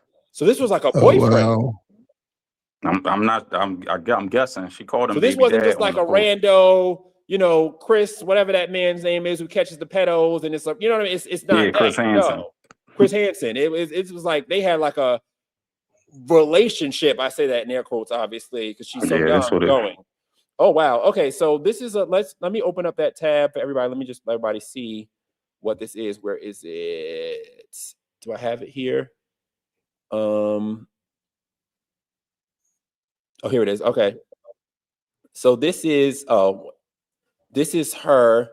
This is from your Facebook. So this is her right here. Before I play the video, this is her. Yes. And it's like pink bra top thing or whatever. Yes. At 13. She's 13. Fast. Already. Yeah. Wow. Okay. So let's play the video. This is from Fa Brown. Let's get you guys go follow Fa. This is on his page. Follow me, follow Fa on Facebook. So let's take a look at this. Does this have sound? Why is it not playing? Oh, I hate when it does that. Hold on, let me reload it.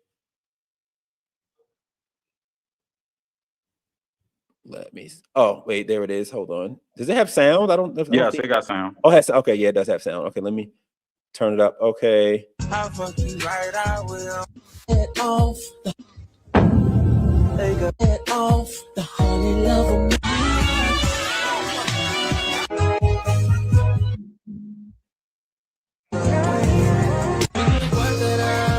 I like them grown.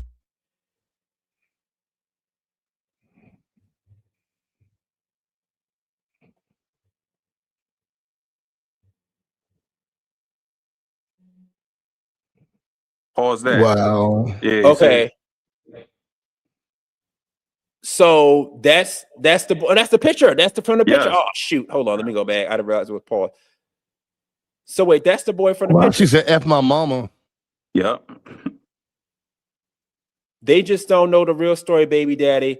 Long live you, my baby. Fuck my mama. So this is after the mother shot him. Yes.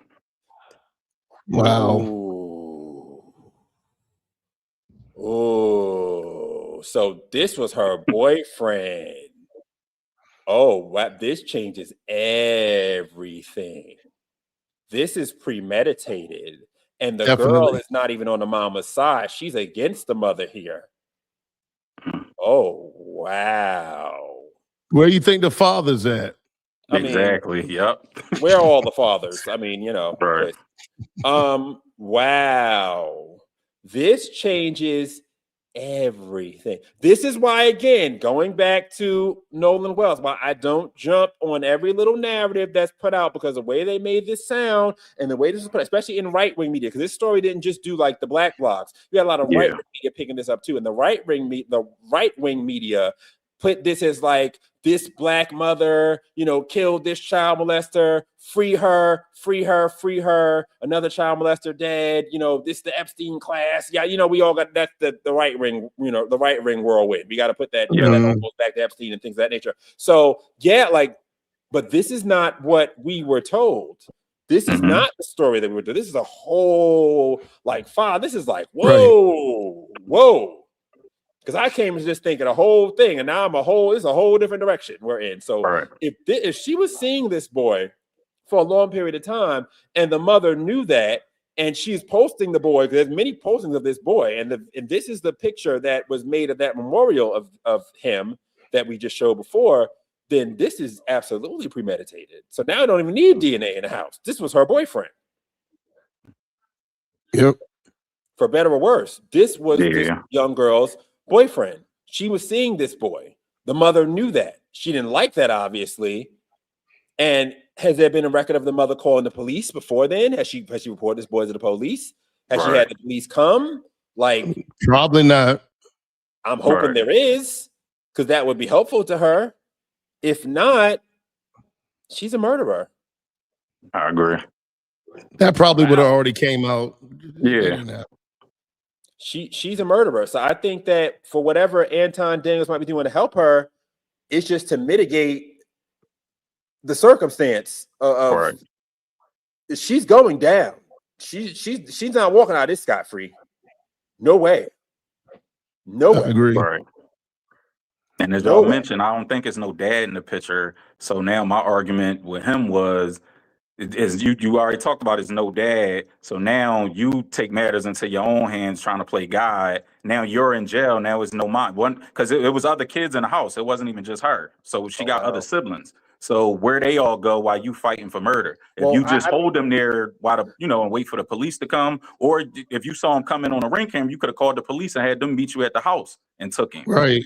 And then now he fighting for his freedom. Now since you decided to do what you did, now you fighting for your freedom, and they don't have mom or dad now. So this little girl already looked like she off on the wrong foot in life. So it's only gonna get worse if she got to go to jail. I'm hoping that she has like a sister or an aunt or something that can step in and help, you know what I mean, to take care of this child, because this is literally a child and she's going to be out in the street, you know what I mean, or in the system, not the street, but she's going to be in the system, which is not going to be helpful, and to see that her, I mean, I don't know if the girl saw the boy, brains blown out on outside or whatever, or if the other kids saw it, or if there were other neighbors who saw it. Like, this is like, have we heard anything about like the boy's family? Does he have a family? Was he like in a group home, or was he? I ain't heard nothing about the boy, but nothing from the family. Yeah, I didn't hear anything with the boy. We only heard from the teacher. I saw the same news clip DJ saw with the teacher. She said he was a nice kid. She said he was delayed, but she said he was nice, otherwise, and she was saddened by it. I think she was the only one willing to speak out, on his behalf. Oh wow. Well, there's more of the video. Let's continue watching it. I just wanted to stop there because That's a major discovery here. The fact that they had a premeditated or pre-going relationship beforehand. So there's nothing else here but premeditated for the mom. So Anton's got his work cut out for him. I don't know what he's gonna try to, do for homegirl. You know what I mean? I don't even know if they'll even let her even have bail till trial at this point. Yeah. So let's add that back and let's see. Let's continue with the video.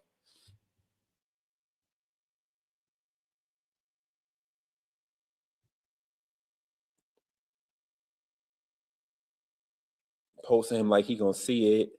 This is outrageous. You got him killed. Did she reply? So people are putting out comments, I guess, to try to wait for her to reply. This is on her TikTok. Mm-hmm. Wow. You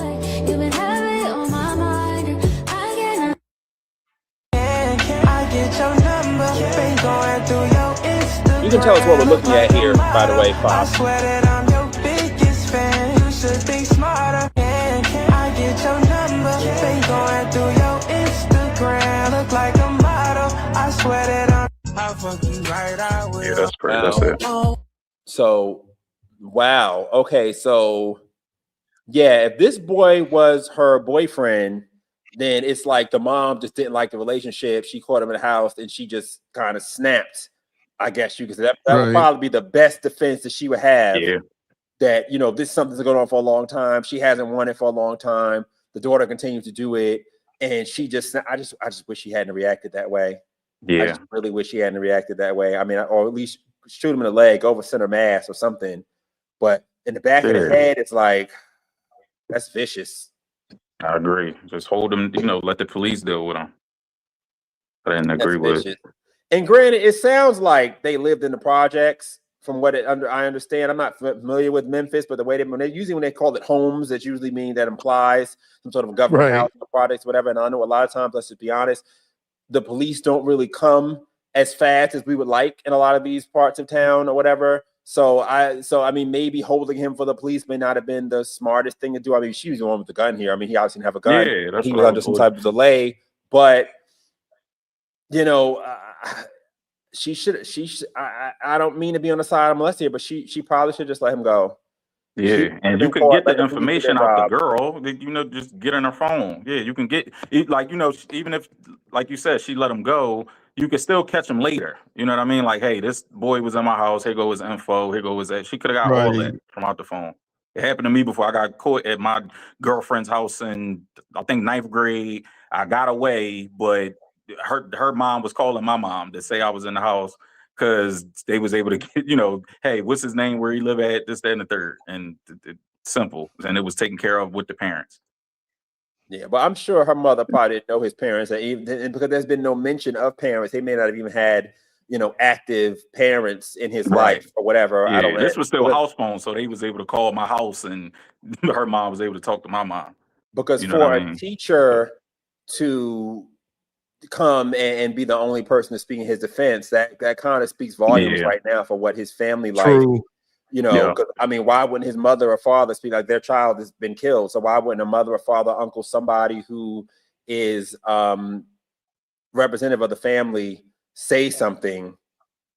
So I think it's safe to say neither one of them, the guy or the girl, come from a loving home, right? Including the young girl. Like, her mama, I'm sorry, her mama ain't shit. Like, I'm saying that because no active father has a daughter that acts like that. It literally never happened. Exactly. Unless you're telling me that man is dead, and not only that, his entire side of the family's dead. Right. And I'm sure he probably didn't have everybody active on father the dad's either. side is not dead. You're keeping them away from. You know what I mean? I'm sure he didn't have an active father either. The family away.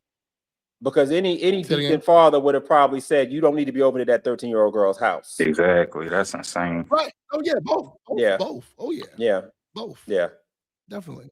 That is like really, really, really sad. So do we know when the next steps are for this case? I mean, this just happened. So I mean, is there like a jury, anything, any type of hearing or anything that we can look up? I mean, because there's obviously going to be some sort of trial or whatever.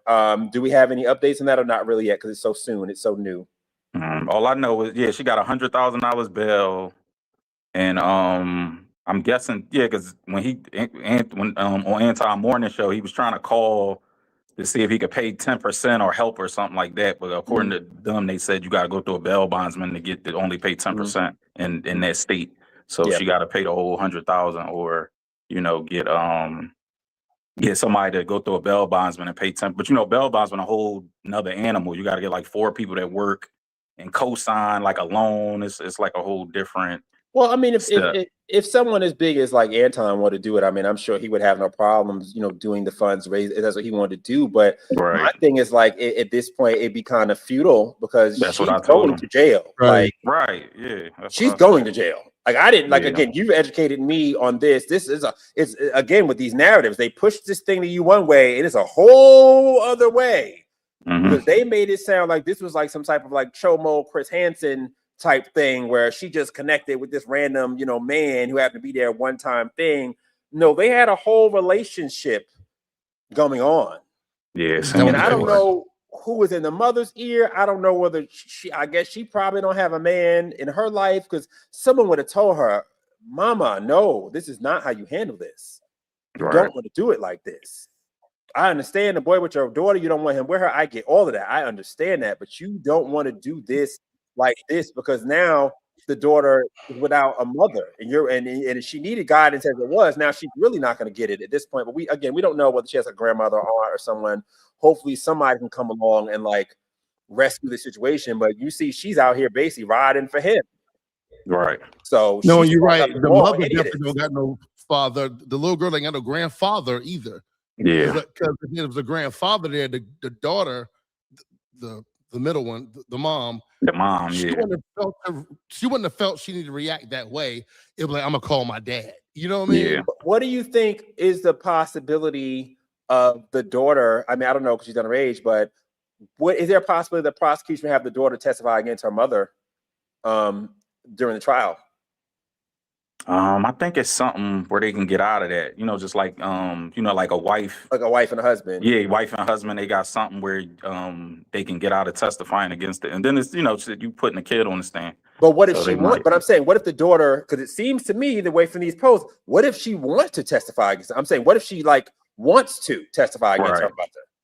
Because at this point, her mother doesn't really have parental rights. She's in jail for murder. So she doesn't really have much in the way of parental rights at this point. So if and again, she's her mother is the criminal. She's the one against the state. So what if the state says that it's pertinent for the daughter to? And again, I don't really know. I'm not a lawyer. I'm not interested in the law here. But what do you think that possibility would be? Because the daughter seems to be very much anti her mother, anti her doing this, and even in the news report when she told the police that she heard a gunshot, so she was not corroborating with her mother to make her mother sound any more innocent here. Right. Because if it was a situation where it's like, okay, Mom, you killed my boyfriend, but I don't want you to go to jail. Let me make it sound like he attacked me, he hurt me. You know what I mean? Something we would have corroborated a better story to not put Mama in jail. But the daughter does not seem to be cooperating at all. This. She seems to be very much like, F my mama, you killed my man. Yeah. But she's young and just, I can't believe she even saying anything. That she's, of right mind here either. But if the prosecution, I'm just looking at this, just all emotion out of it. I'm the prosecutor and I'm just trying to close a case to keep my percentage up, because for example, in the New York South District, the federal court, they have a 98%. Case winning. So they don't take cases unless they win. These federal courts and these state courts, whatever, they're out here. They don't really care about the ins and outs. They just want to win the damn case. And if you put that daughter on the stand saying that, my mother did premeditated, I loved him, she killed him. That's how they're going to win this case. Right. They want to win the case. And the daughter does not seem to be cooperating and really don't seem to give a damn about her mother staying out of jail at this point. She doesn't really seem cooperative with that. So what do you think the possibility of something like that is? I mean, it's possible.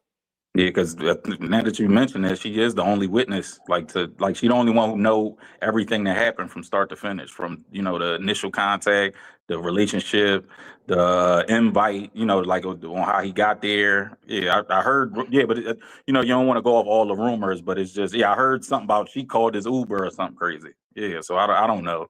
Yeah, but I can't. That's confirm what I'm saying. That if the mother was to get any type of lesser charge, it would all hinge upon the testimony of the daughter. Yeah. Right. Literally. Man, I So think I honestly think the best she could do is second. I don't even think she can get down to manslaughter. Yeah, because it might not be first, because it's but they actually got an argument for first. But I'm That saying back of if the it head get shot knocked down to anything, second. I don't even see third here. I see second. Second, if she's lucky, because I'm again, Yeah, if she lucky. to me, I'm feeling I thought more second, third manslaughter before, but now that I'm realizing this is a relationship, this has been going on, it's back up to first because it'd be premeditated because you know who this boy is. Right. If this was like random, Chris Hansen, random man, never seen this man before in my life. I happen to, oh my God, I'm shocked. There's a 20-year-old boy in my daughter's room. Oh my God, I can't believe this. I went crazy. I killed the nigga. Even if it was on the porch, bad enough, but you still have that. But you knew who this boy was. Right. You knew about this relationship. You weren't in approval of it, obviously. You knew what was going on. You knew that your daughter had the propensity or was able in her mind to be able to invite boys over when you were gone. You knew your daughter was capable of such a thing. You knew that. Yeah. So you knew that coming home, there was a possibility that there may be some young man in your house, and you knew who this young man could possibly be because you knew of this young man. Exactly. All of that is what the prosecution has. Yes. So her whole thing would be, I was so overwhelmed, I was shocked, I was whatever, but you can't be shocked when you know who the man is. You know who this boy is. You know of him. Yeah. So any type of, whatever they, what they call it, temporary insanity or anything like that, all those type of pleas, you ain't really got that, mama. Yeah. You don't at all. doesn't really apply here because you knew better. You knew who this boy was. I don't know why she just didn't scare him with the gun. Because the thing is, at the end of the day, granted, okay, you want your daughter to not be with him, but there was no way you could do that short of killing him. And look what she did. And you did it, but was it really worth it? Because look at your daughter's not grateful for it. If anything, she'll probably be the #1 person testifying against you, even if it's not in open court. I'm sure they'll get a written statement. They got to talk to her. They can't just avoid her. Exactly. They can't just avoid her. You know what I'm saying? They can't. I hate this for them, And I was asking DJ Five, what do you think? How much you think her GoFundMe will get? Because you see Anton trying to raise money. Are there other black folks raising money for this? For her He GoFundMe? literally was saying on the show, he's like, yo, is it anybody else that y'all think will go in with me and this, that, and that? But no, it's not. Yeah, I don't think everybody agree with his stances, for one. And then was he one of y'all mentioned it trolling or he earlier, serious? it wasn't a little white boy. Graham, I forgot his name. His name Roderick or something. His name wasn't, Graham or no white name, Skylar or nothing. If it was a little white boy, they'd have had 100,000 already. Right. But she didn't find clavicular up under her daughter's bed. Exactly. Yeah. So yeah. So this was not, staying the white. Because honestly, I'm sure if it was a white boy, you already know this would be headline news. All the the hate whites giving her money. Yeah, they killed that white boy. And then of course the hate blacks would be like, these niggers shot a white boy. It'd be a whole thing, and it would be, it'd be everywhere. You know what I mean? But it had to be a white boy. Going back to the beginning of this show, why I don't fall into these narratives and why I refuse to let them play me and use my blackness and use a black experience against me to get me involved in this racial gobbledygook of bullshit to get me, because I don't even know the whole story. And it turns out so many times, going back to Hands Up, Don't Shoot, that the story that we are fed to get us riled up emotionally turns up not even being the real damn story, and we all look foolish in the end. Facts.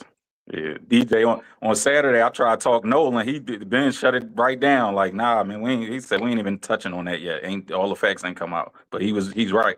It wasn't even no point in talking about it. Now we got it today. When you were here in my studio, you like the whole. I was like, I don't want to talk about that Nolan shit because at the end of the day, I already know that we don't know all the facts. This is something being manipulated. And I'm very anti the PSYOP. I know that makes me a coon, hence why I'm wearing this hat. Hello to all the 949 of you watching. For those who are new, we're wearing these coon hats because we are coons, because we don't follow the narrative that the Ben Crumps and Al Sharptons of the world have put out for us as black people. We think for ourselves, and of course that makes us coons, so we proudly wear the hat. So if you're wondering why we have these hats on, this is why. And I've been proven right once again, because the black narrative on both of these cases, this case And the Nolan Wells case turns out to not be the story. There turns out to be more to the story than what is being put out there. And this is why I don't jump on these stories. And I'm proven right over and over again. Courtney Edgar said, I figured that, LOL. Yes, that's that. Yes. Thank you, Courtney. And I see you also, Messy Michonne. Thank you guys for watching the show and commenting. I do see you. But yes, this is why we wear these raccoon hats. I am, if you don't know who I am Benj, the Coon King. You can follow me at Benj on all the stuff. This is airing right now on Instagram, Facebook, Kick, Twitch, all that stuff for all the Verne's people. This is airing on the Vern Spices X as well. Shout out to all the Vern's people here.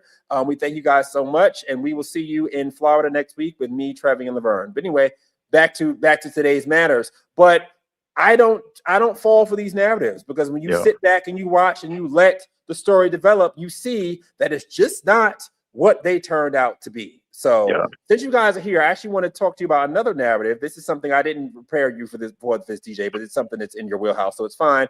But another narrative. Now, remember, they tell us all the time, I've been railing against illegal immigrants. I've been railing against the illegal immigrants in our country. I've been railing against the fact that the Democrats are allowing, allowing themselves to use our 14th Amendment to prostitute it, to let illegal immigrants. And the 14th Amendment was written to naturalize children of slaves, people like myself who are FBAs, and people who are American descendants of slaves, FBA, ADOS, to naturalize us and all of our descendants as citizens of this country. The Democrats then use this as a loophole for birthright citizenship to allow any Tom, Dick, Harry, and Consuela to drop a baby here and be an American citizen. To that, black folks should be saying, hell no, this is our amendment. And the only person trying to save that amendment is racist Trump.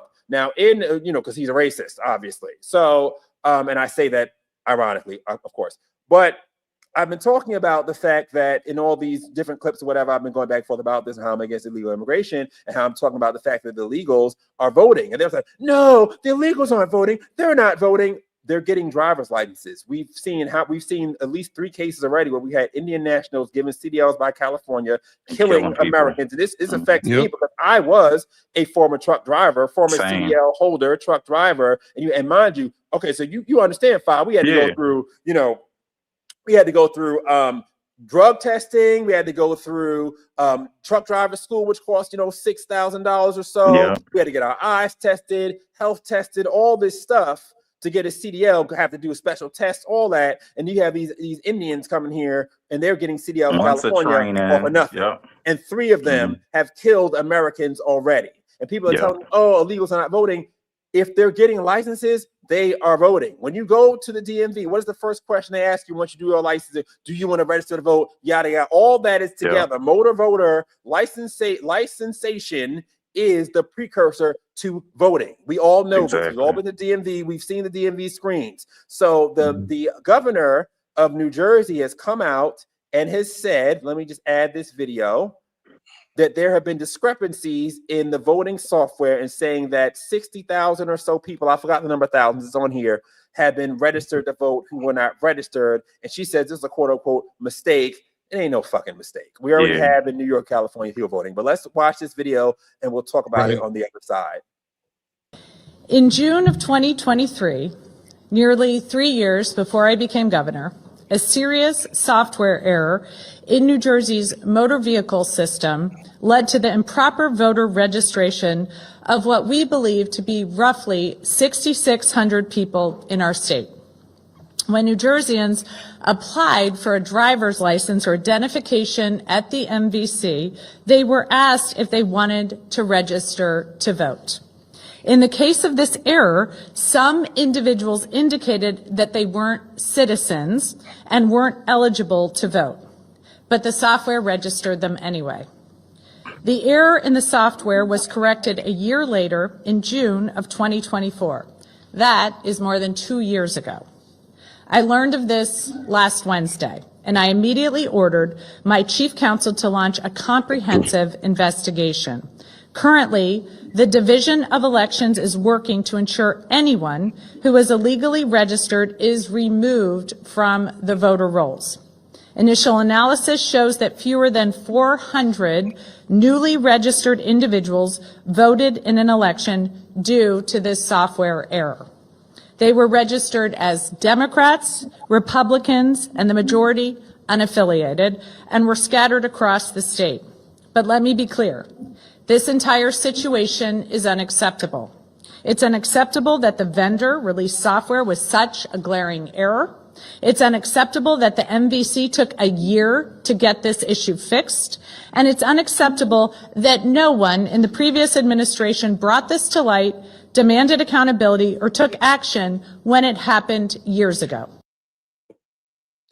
All righty. So I'm calling bullshit on this because Democrats have been doing this shit all across the country. So I definitely feel as though, and this is, right in my backyard, New Jersey, right across the river from me. I can actually see New Jersey out my window here in Philadelphia. She's one who won her election by the skin of her ass in Jersey because that Republican guy was like this close to winning. And there was a lot of shady things in that election in New Jersey where there were all these crazy, weird kind of votes and whatever. So there was it definitely wasn't fully on the up and up as far as her election goes. Because I know for myself, South Jersey is very red. Right across from the Philadelphia suburbs, right outside across from Philadelphia, it's very red. South North Jersey, yes, that's blue as hell. Right across from New York, absolutely blue as hell. But these counties in South Jersey are very red. So much so that Jeff Van Drew, who was the Democrat representative from South Jersey, he switched to Republican at a Trump rally, maybe 3 or 4 years ago, and he's been reelected. So I just I call bullshit on her now trying to say, oh, there were inconsistencies before I was elected and I'm doing my best to do whatever. Bullshit. We know this is a big part of the Democrat strategy, getting illegals in, getting them licensed. They're voting and the fact that clearly they're not honest because we have people who are registered to vote and they know they're not citizens and they're still registering. They know good and damn well they weren't supposed to, and they're doing it anyway. So what say you? Do we believe her or do we call bullshit? Like I'm saying, because I call bullshit on this. Oh, you said, do we believe that it was only 600? That she is purging the system and this is a horrible thing that she happened to just discover. Oh my God, terrible. Are we believing her? DJ, do we believe her? The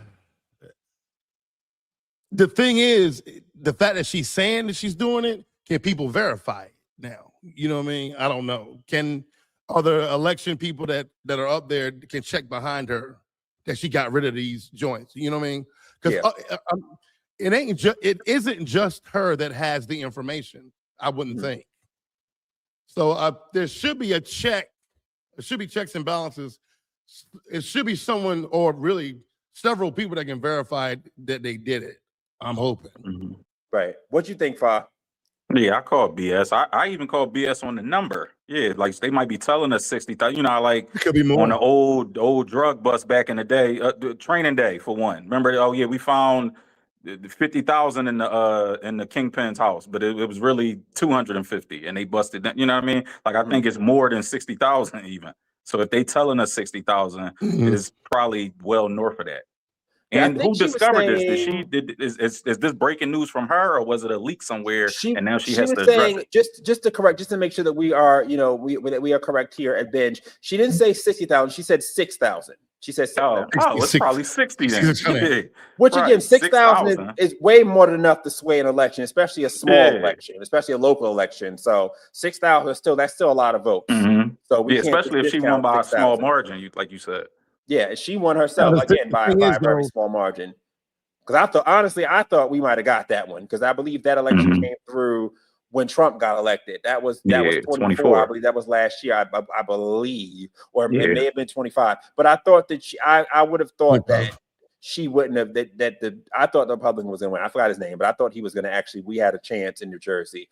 I think it was during Trump. I'm not sure it was 24, 25, but I thought we had a chance there. But yeah, I'm not surprised at all because if you're giving them licenses, that's the precursor to voting. You can't tell. You're giving them an ID that we use to tell whether you're a citizen or not. You're giving them citizenship documents.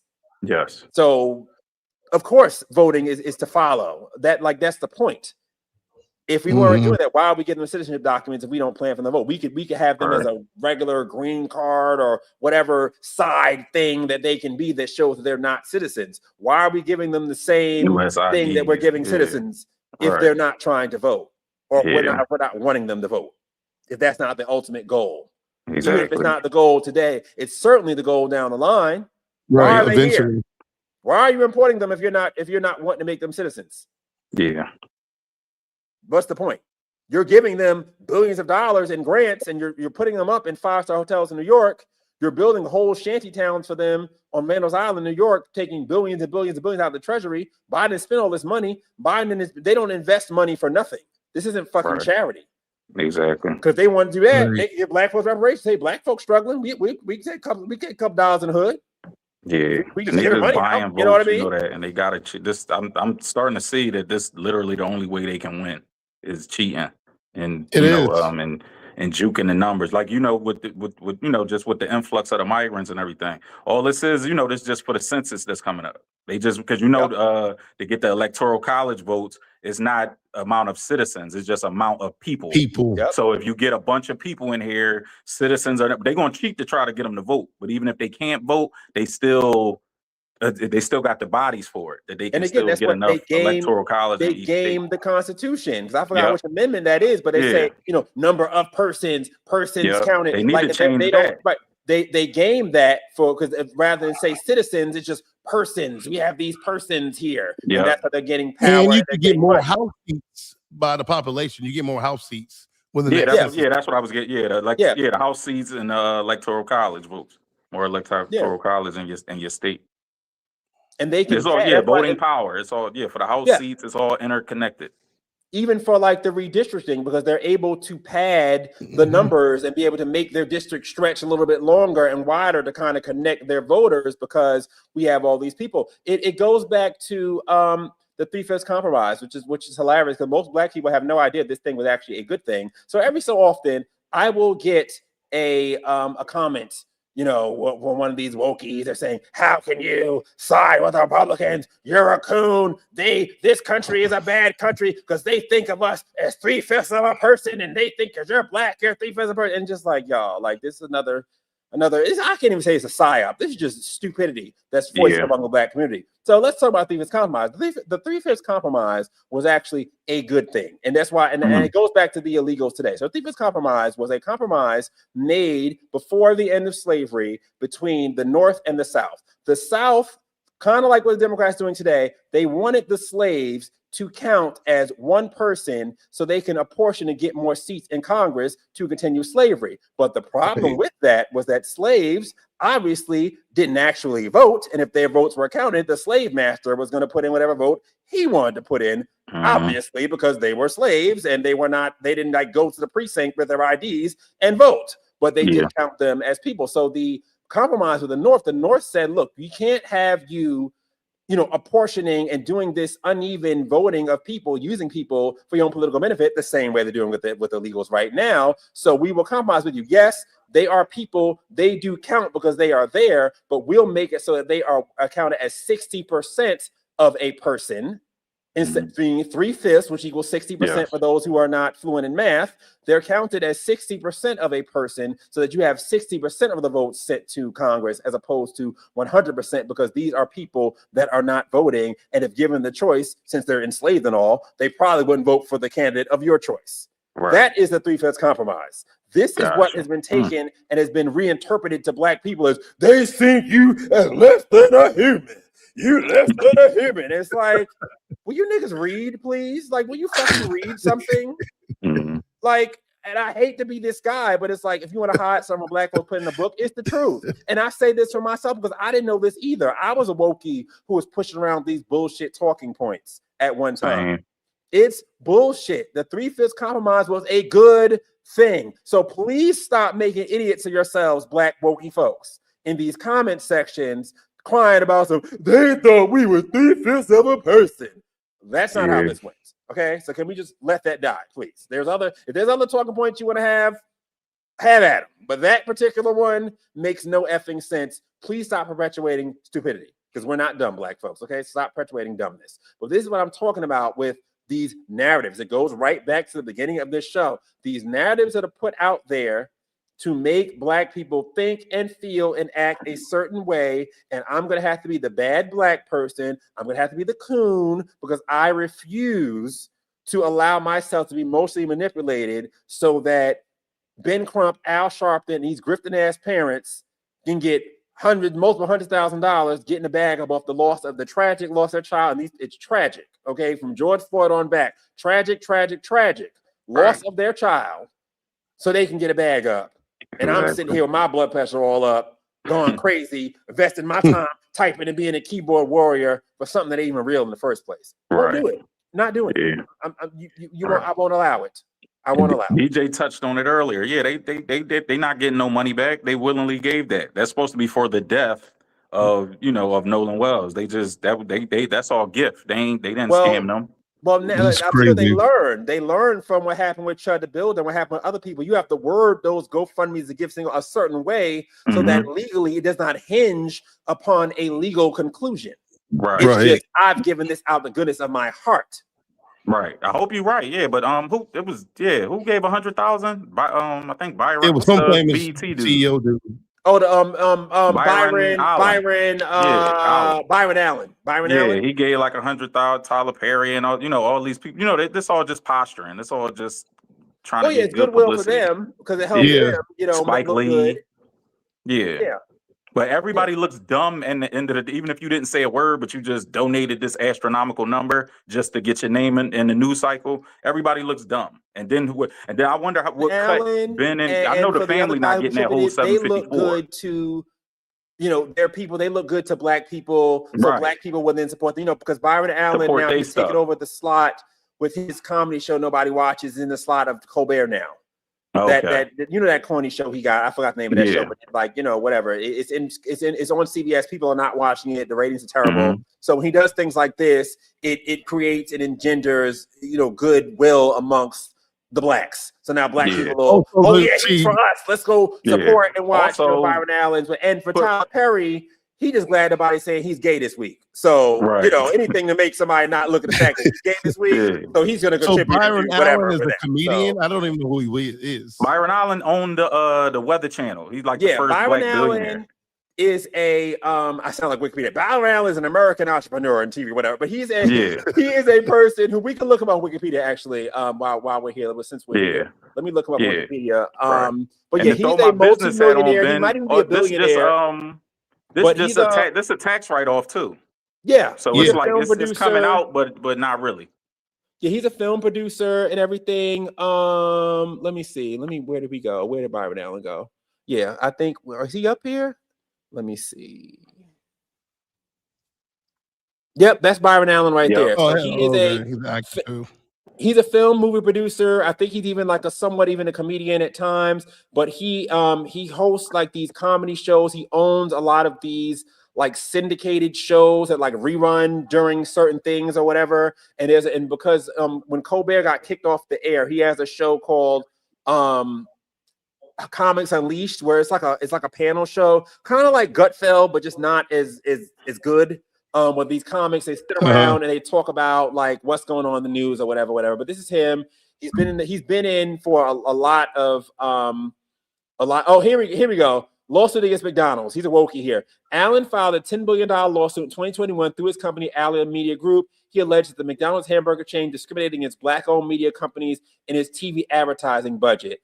Allen's suit said the McDonald's practice of buying ad time on media outlets that target black viewers was discriminatory because those purchases were made from budgets set aside for what the complaint described as the African-American tier of outlets and was damaging to black media owners because that tier had more limited funds available than the greater tier that the company used for broader audiences on major networks and platforms. The case was settled out of court in 2025. Okay, I'm glad we're here. And I'm glad I have my coon cap on because niggas about to get mad. This is that bullshit I'm fucking talking about. This shit right the fuck here. So he does a lawsuit against McDonald's because McDonald's puts aside money for black advertising. But you same niggas want special black everything. Y'all want chocolate flavored this and black that and black history and BET and Juneteenth. And you want all your black shit. Now, when McDonald's puts together a whole thing for black shit, it's still a fucking problem. Going back to the video I showed at the beginning of this video, like my mama said, very wise words from a wise woman. You cannot satisfy niggas no matter how hard you try. These people made a whole black thing for you niggas, a whole black advertising budget. And Byron Allen, who is a black, who I believe billionaire at this point, Billionaire, yep. sued McDonald's for making a black budget because the black budget, they were not spending as much on the black budget as do the greater budget. Black people are 13% of the country.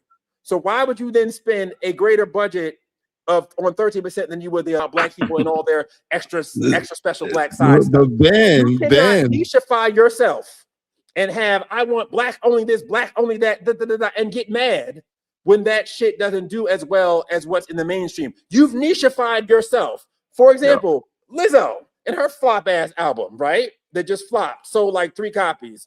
Lizzo, in the middle of her wokeness, when she was on her woke bravado, said, I don't make music for white people.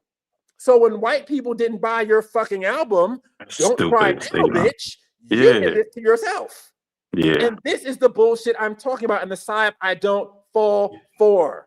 This is crazy. Absolutely nuts. This is nuts. This is the type of shit that black folks do. No, thank you. You nichify yourself. You put yourself in a box. Then when it don't blow up like the normal shit or things that are marketed to everybody, then you want to cry and complain. And the case was settled out of court. So he got a bag off this. He got a bag. That's what I wanted to say. He got paid. He got a bag off of being the leader of downtrodden black folks. Now, what average black person did you get from that lawsuit? Not exactly. a thing. Yeah. This is what he does. This is what Al Sharpton does. This is what Ben Crump does. All these people make money off your back, black folks. That's why I put this raccoon hat on and I say, hell fucking no. Yeah. You don't own me. You don't own my mind. You don't own what I watch. I don't have to listen to you. Fuck you. I think what the fuck I want to think. Call me a fucking coon. Thank you. Because the coons are the ones that are fucking smart. Right. Same thing with Ben. Same thing with Target. If you think Target, if they had the option to go back and just never had done DEI in the first place, pandering to in 2020. Remember all the companies pandering in 2020 over the George Floyd stuff. Yeah. I bet you they never wish they got, because remember DEI was, we talked about it on the show. Not even black men, but black women are sick. It was 6th or 7th on the beneficiary list of DEI, but they packaged it like it was for black people. Yep. Meanwhile, Asian women, LGBT, and white women were the top beneficiaries. But no, it's for black people. This is y'all. We doing this for y'all, even though we won the top beneficiaries of it. But we already had that conversation. But yeah, I bet you they wish they never even got in bed, because now as soon as they take it away, and then did y'all know it's like 50 companies that took away the DEI thing. We randomly picked Target to pick on. McDonald's stopped the DEI. I'll tell you why. Amazon, everybody. In defense of the wokies, I will tell you why they picked Target. And this, I must say, I must defend the wokies here. The reason why they picked Target is because Target's corporate headquarters is in Minneapolis. They went full speed ahead, crazy over George Floyd, and they exploited it. And they want to make it like, we're so woke and we're so Target OD. The other companies kind of went along because they went along with, again, for them it's a business thing. So the trends, we blow the wind, the wind's blowing this way. Okay, we're gonna move for the woke side because Biden was in office, Kamala was your DEI vice president. So it was like it worked. So they led the charge. That's what you're saying. But Target went the next step ahead. And they led the charge. And because their corporate headquarters in Minneapolis, they went crazy over the George Floyd thing. So I get why black folks did, because they use black people like the rest of them. But Target went to the next step with it. So that's why I don't feel bad for Target specifically, because I was wondering why we randomly picked it, bro. Amazon, you live by the woke, you die by the woke. It's just so many companies. It's like 15, 20 like everyday companies that stopped DEI at the same time that Target did. And I was like, well, why'd they pick Target? And I was like, it's a bunch of y'all still on Amazon, y'all still at Walmart. All of those stopped DEI at the same time. So, but okay, you just explained it. You said they was the and mind you, they cry about it on X and Facebook and Meta, all of which the CEOs were at Trump's inauguration. But then again, he's the same nigga support Jay-Z when Jay-Z got a whole pardon. By his CEO was pardoned by Trump, and he sat up there with Ivanka and Jared at a function. But Jay-Z's your woke leader. He's anti-Trump. MAGA his enemies and his stupid bullshit ass freestyle. This is what I'm talking about, black folks. I'm not doing this with y'all. I'm not doing this bullshit with y'all. No sense, bro. I'll be a coon. I'll be on the outside with the smart people, because I'm sorry, I got too much common sense. I'm born and raised in Brooklyn. I ain't no fool. I know bullshit when I fucking see it, and y'all are convinced me of this dumb shit, and you calling me a coon is not enough for me to close my eyes and be a fucking idiot. Sorry, I'm not gonna be an Right. idiot with y'all. Shit is retarded. Y'all not gonna just you can't bully me, and that's really what it is. Because what you're saying about black people being the face of all this stuff, the Democrats use black people as the attack dogs. They're so scared of getting attacked by the blacks and being called a coon, and the white people are so scared of being called racist by the attack dogs. They heal and they just do what they're told. Fuck that. Fuck that. Not doing it. I'm not doing it. Right, and they also use us. Even if it don't make no sense, just like with with ICE and getting the foreigners out. Black people, y'all could be next. Y'all could be put back. Y'all could be deported back to Africa if y'all let this rock. So we need y'all to get on board and be anti-ICE because we don't have no issues with immigration status. So why would we have anything to do with the illegal immigrants getting put out? Oh well, if they get this through, I'm talking about my boomer uncles and stuff and people around the neighborhood. Well, we could be, if they let that happen, then we gonna be next. But that's what they push. It's like, no, we can't be next. There's literally no way we could be next. They can't take our citizenship. Literally. Right. Yeah, but they successfully feared a lot of people. The part of slavery, outside the brutality and whatever, that we don't take pride in is the fact that if you are a descendant of slavery, you were here before most of the white people were here. Your family, you were here before Trump's family was here. You were here before the beginning of this nation. It was us and George Washington in this bitch. We were here from the beginning and before. So where the fuck are you going? And when black people do this whole thing about, because remember, this is Democrats that push. That's why I say Democrats are evil. They put these evil thoughts in our head of fear and subjugation. Because remember, Joe Biden, they gonna put y'all back in here. Y'all let a white man say that to y'all. So all you niggas is so woke. Fuck all y'all niggas. Y'all let a white man say that to y'all. Y'all was cool with that shit. Fuck out of here. Anyway. They say this bullshit about, they gonna put us in chains and put us in slavery. But my question to black folks is, y'all got so much smoke for me, so much smoke for everybody else who's conservative. So you just gonna let the white folks put you in chains? Or y'all just gonna go when the slave buses roll up? You gonna get in? Like I don't get it, because I wish a nigga would enslave me, because I'm not going. I'm gonna kill you or kill me. One, I'm not being enslaved by no fucking body. That's not even a what. But we going to the death. So I don't understand where are you niggas? Right. You know what I'm saying? Like. Going from with that, where? Oh, and I see we got it's funny you said that. Wokey is mad here. Six Slim says it's not all it's all politicians, just Democrats. This is what you niggas always do. You Wokey niggas always do this double-sided bullshit. We catch the fucking Democrats in this shit. No, black people vote 90% for the fucking Democrats, not for Trump. Not for anybody else. They vote for the fucking Democrats. So we have to speak to what the Democrats are doing, because that's who black people support. I don't hear this bullshit about it's not just Democrats, it's both sides. Y'all love to do that both sides shit when Democrats ass in the fire. I don't want to hear that. So fuck that. That's my brother. That's my brother. He just like anti-government. He not a wokie neither though. Don't run me that bullshit here today. Yeah, he don't like black Democrats or Republicans. Democrats. At 90% of pop, black people cut their family off voting Republican. Black folks, they don't do that. He know that. But cut the fuck out of here. We talking about he know that. We talking about who runs the black community. The Slum ain't no lefty though. He they don't just even allow Republicans in the Congressional Black Caucus. So I don't want to hear this bullshit. Yeah. Hey Ben, you know how you just said that? Get the fuck out of here. It wouldn't be no slavery for you. You would rather die, right? Right. These Democrat niggas, I've been said this. You could put them back in slavery. If the white man get on TV and say, hey, yeah, they voted slavery back in, them niggas ain't gonna fight. They gonna goddamn be slaves. And here us three, we not gonna be slaves. Them, every single Kamala Harris nigga, I swear to God, they will be slaves. If the government say, yeah, if you don't take slavery, we're gonna fuck you up. We're gonna kill you. Them niggas are so weak, they gonna do it. Yeah, you're right. Here we go. Here go another comment. Who cares who black folks vote for? You sound crazy as a Republican don't do wrong. Republicans do plenty wrong, and who cares who black people vote for? I care who black people vote for. And you want to talk Republicans doing wrong? How about you look at my videos? I've been dragging Trump for months over the fucking war. But we don't look at that. We don't look at all the MAGA people mad at me for dragging Trump and not keeping his fucking promises. Fuck out of here. And then we have another comment. Nah, you pushing dangerous rhetoric, trusting a political party. I don't trust the government at all, actually. That's why I'm a Republican. Republicans don't trust the government. Again, you don't know anything about me. You're making assumptions because you're trying to defend the Democrats. I don't trust the government at all. I think there should be less government. I hate the government, actually.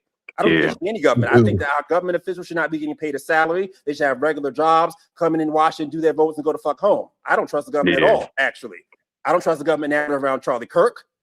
I don't trust what's going on with Israel. I have plenty of problems with the Republican Party as it stands right now. When I talk about them, but you wouldn't know that because you're pushing a narrative and you're reacting off of what you're seeing here. I have a whole conundrum of videos. Yeah. So, and this, I don't fuck with any political party. Okay, then don't. Yeah, so that's what I was saying, man. Yeah, he don't like no, he don't like neither one. Guess what? Whether you vote or not, someone is voting.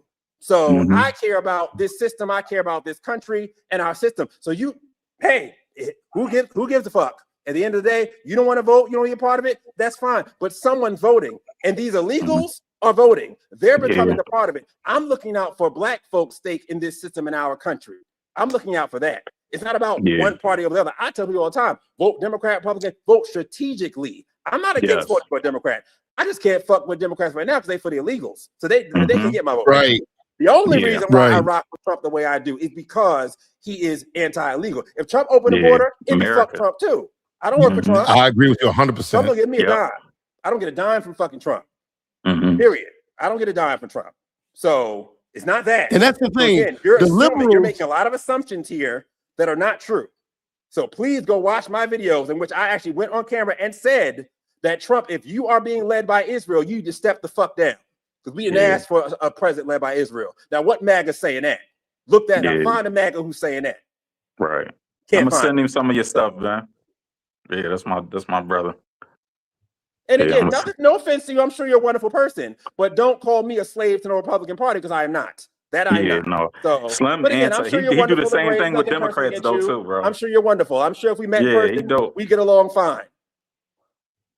He is all presidents led by Israel. I agree.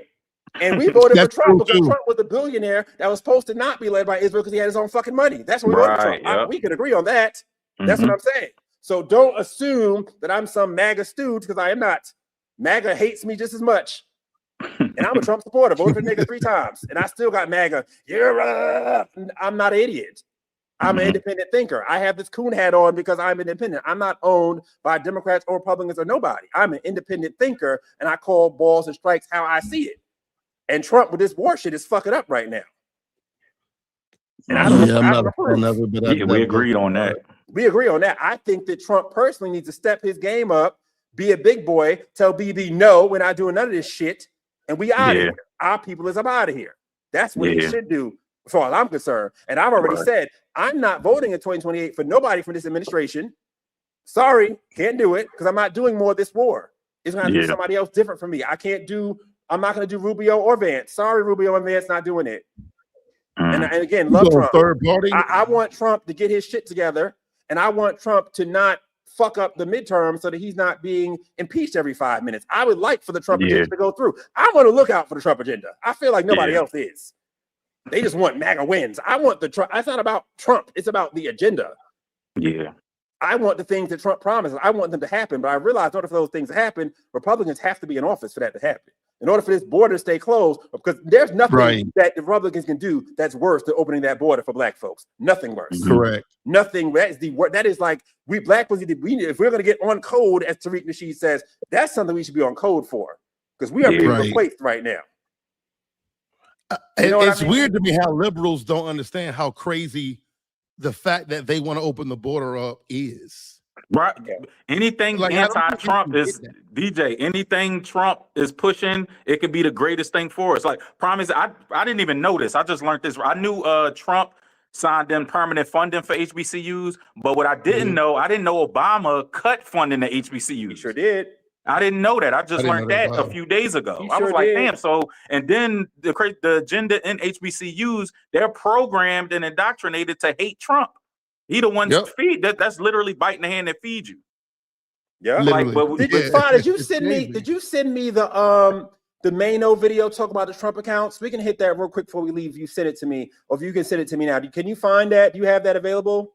I forgot who I've seen it on. I think Messy Michonne was covering it. I want to shout out Six Slim. He says, I appreciate the back and forth. Much success to you and your platform. Back to work. Thank you so much, Six Slim. Again, we can be passionate about what we are passionate about, but it's not any type of hatred here. Even when people come at me in the comments or whatever, and most of them, which are black, I don't hate you. It's just you said some foul shit. I gotta get your ass back, but it's not on no type of shit like that. I'm very. I mean, if I can tell you, I'm cool as shit. You know what I mean? I can relate and be cool with anybody. You know what I mean? No matter what, liberal, whatever. I want to talk to more liberals. The liberals be scared to talk to me. I'm not scared to talk to liberals, so I don't have no issue with that. But it's not about, again, because we should not be hating one another if we feel passionate about an issue. I'm more so independent minded. Yes, I come from the right. I understand the right, and politically, I come from that because I feel like there's an infrastructure for Black people that can be created on the right, because there's so many seats in these Republican districts that Black folks can go and take hold of in order to fight back against what we don't like with the Democrats. You know what I mean? So I feel I'm looking at a bigger picture, and I understand I don't trust the government either, but I also understand the government is a thing that's going to happen whether we like it or not. So it's either we get involved in it as much as we can, where we can, or we just let shit happen and let the chips fall where they may. Kilburn says, Benji is real as fuck. Thank you. I try my best to be, because what else can I be? What, I'm be fake on this bitch? What's the point of that? You know what I mean? So, Five, do you have that, the Mano clip? Because I've been wanting to talk about that. I sent the main. It wasn't on the Trump accounts, but it was something else stupid he said. It was like politically. Remember, I was like, I told you this boy was an idiot. Yeah, because where did I send? Was it negative? I forgot where I sent it. Yes, basically, he was telling me, because we were talking about this on Saturday, but I couldn't find the clip before the show. But he was telling me that Mano, for you guys who don't know, Mano is a rapper. He's not like a big rapper. I think he had like one hit, High Hater song. He had like one like major kind of hit. I interviewed him back in the day. His biggest hit was High Hater. But him and I think some other rappers from the 90s have a podcast, kind of like Mason Cameron's podcast, and they talk about issues of the day. And they were talking about this whole thing with the Trump accounts, which, if you guys don't know, Donald Trump and Nicki Minaj was out there helping to push it. Donald Trump is starting this account situation where if your child is born basically during his presidency, your child would get a $1,000 bond that would be tied to, the government, to, our, bond system, Social Security, all the, all the bonds that control our government. And it would mature at 18 years old, stock market, or like a 401k, basically. And it will mature at 18 years old, and your child can then take that and cash that, use it for college, whatever, and other people can add to it. And the Dell family from Dell Computers, they contributed $6.25 billion to this, and a lot of other people contributing to this program. So, of course, the liberals don't like it because they don't want anything good with Trump's name on it, of course, because God forbid Trump is not a racist who wants to, kill and eat Black people, because that's what they tell us.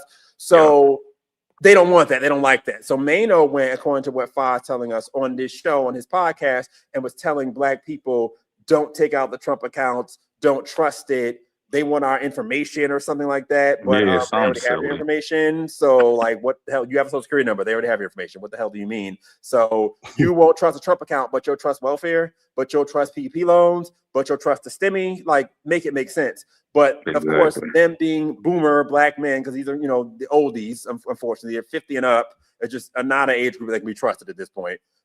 They're, of course, pushing the slop that don't trust it. Trump is doing X, Y, Z. It's money. Money is fungible. You haven't signed your life over to Trump. It's something that's available to you as an American. Why would you not do it? If you can get EBT, why would you not take the Trump accounts? Yes. Make it make sense. And as I was telling you, even if you just take the 1,000 and never touch it for 18 years, and the stock grows 10%, like the average index fund has grown for the past 30 years, your child will cash out at $5,400.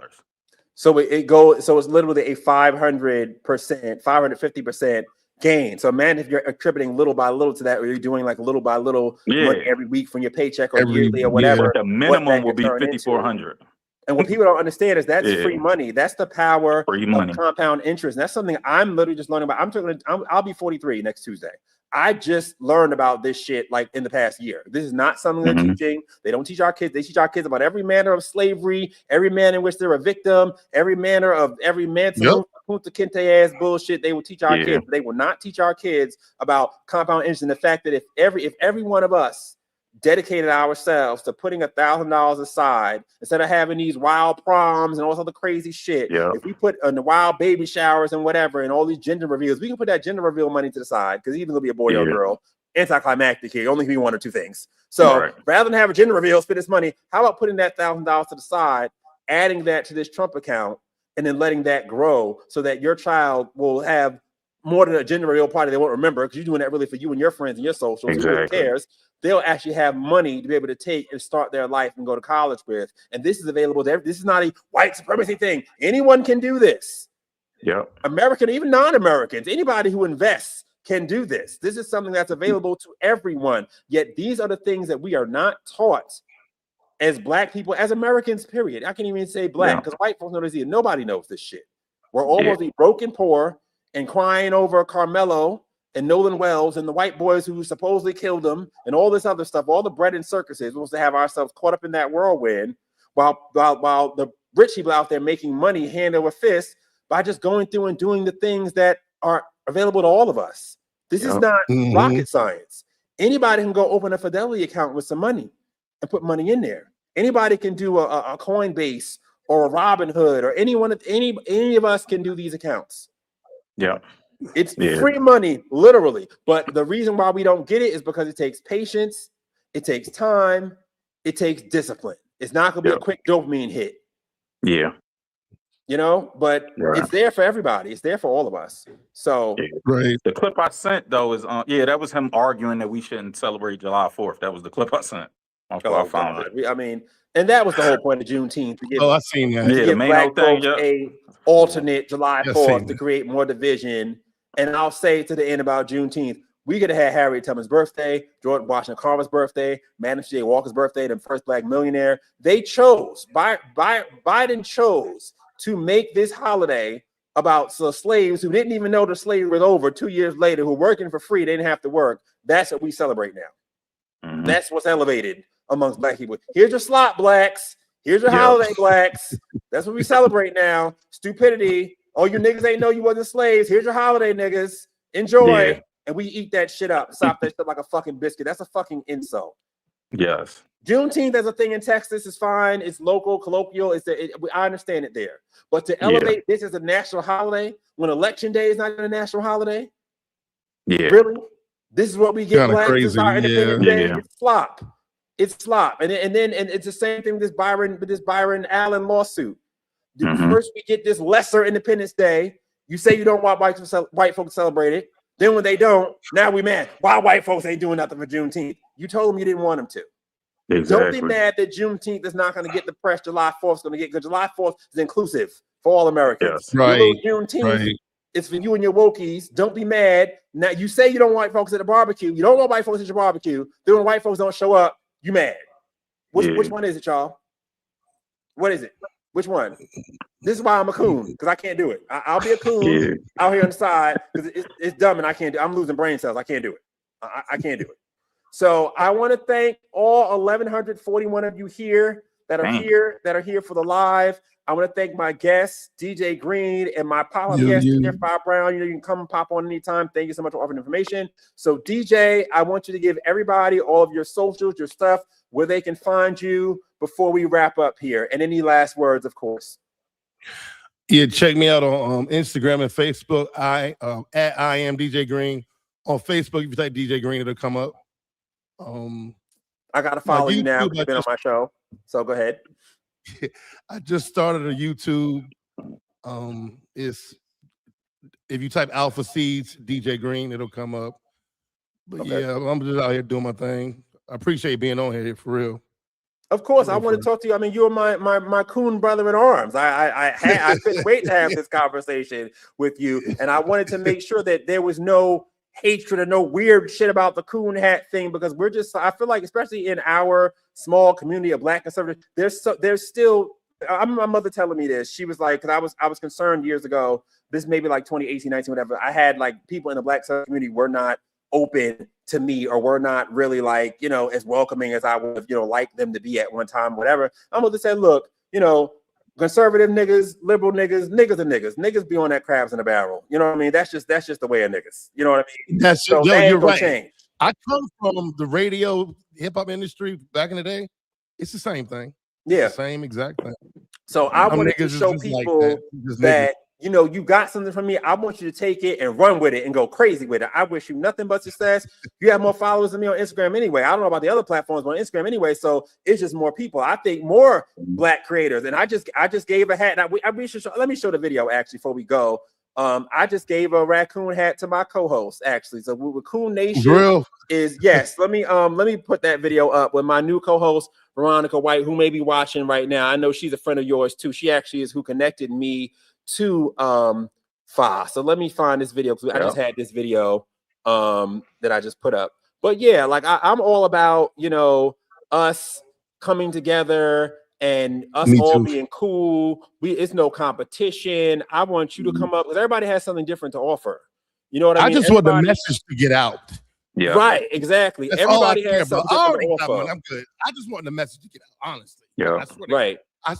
I swear to God on that. I'm good, bro. Facts, I need DJ. niggas to stop being dumb.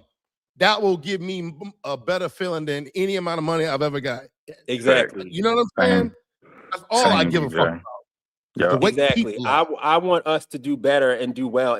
That's what I want for. And I want us to not be falling for these damn psyops because you know what's his LBJ said. We'll keep these niggas voting Democrat for 200 years. He knew that there was eventually going to be an expiration date to this, but what he didn't count on was the internet. What he didn't count on was us researching and finding out for ourselves who he really was and what he really was about. You know, Right.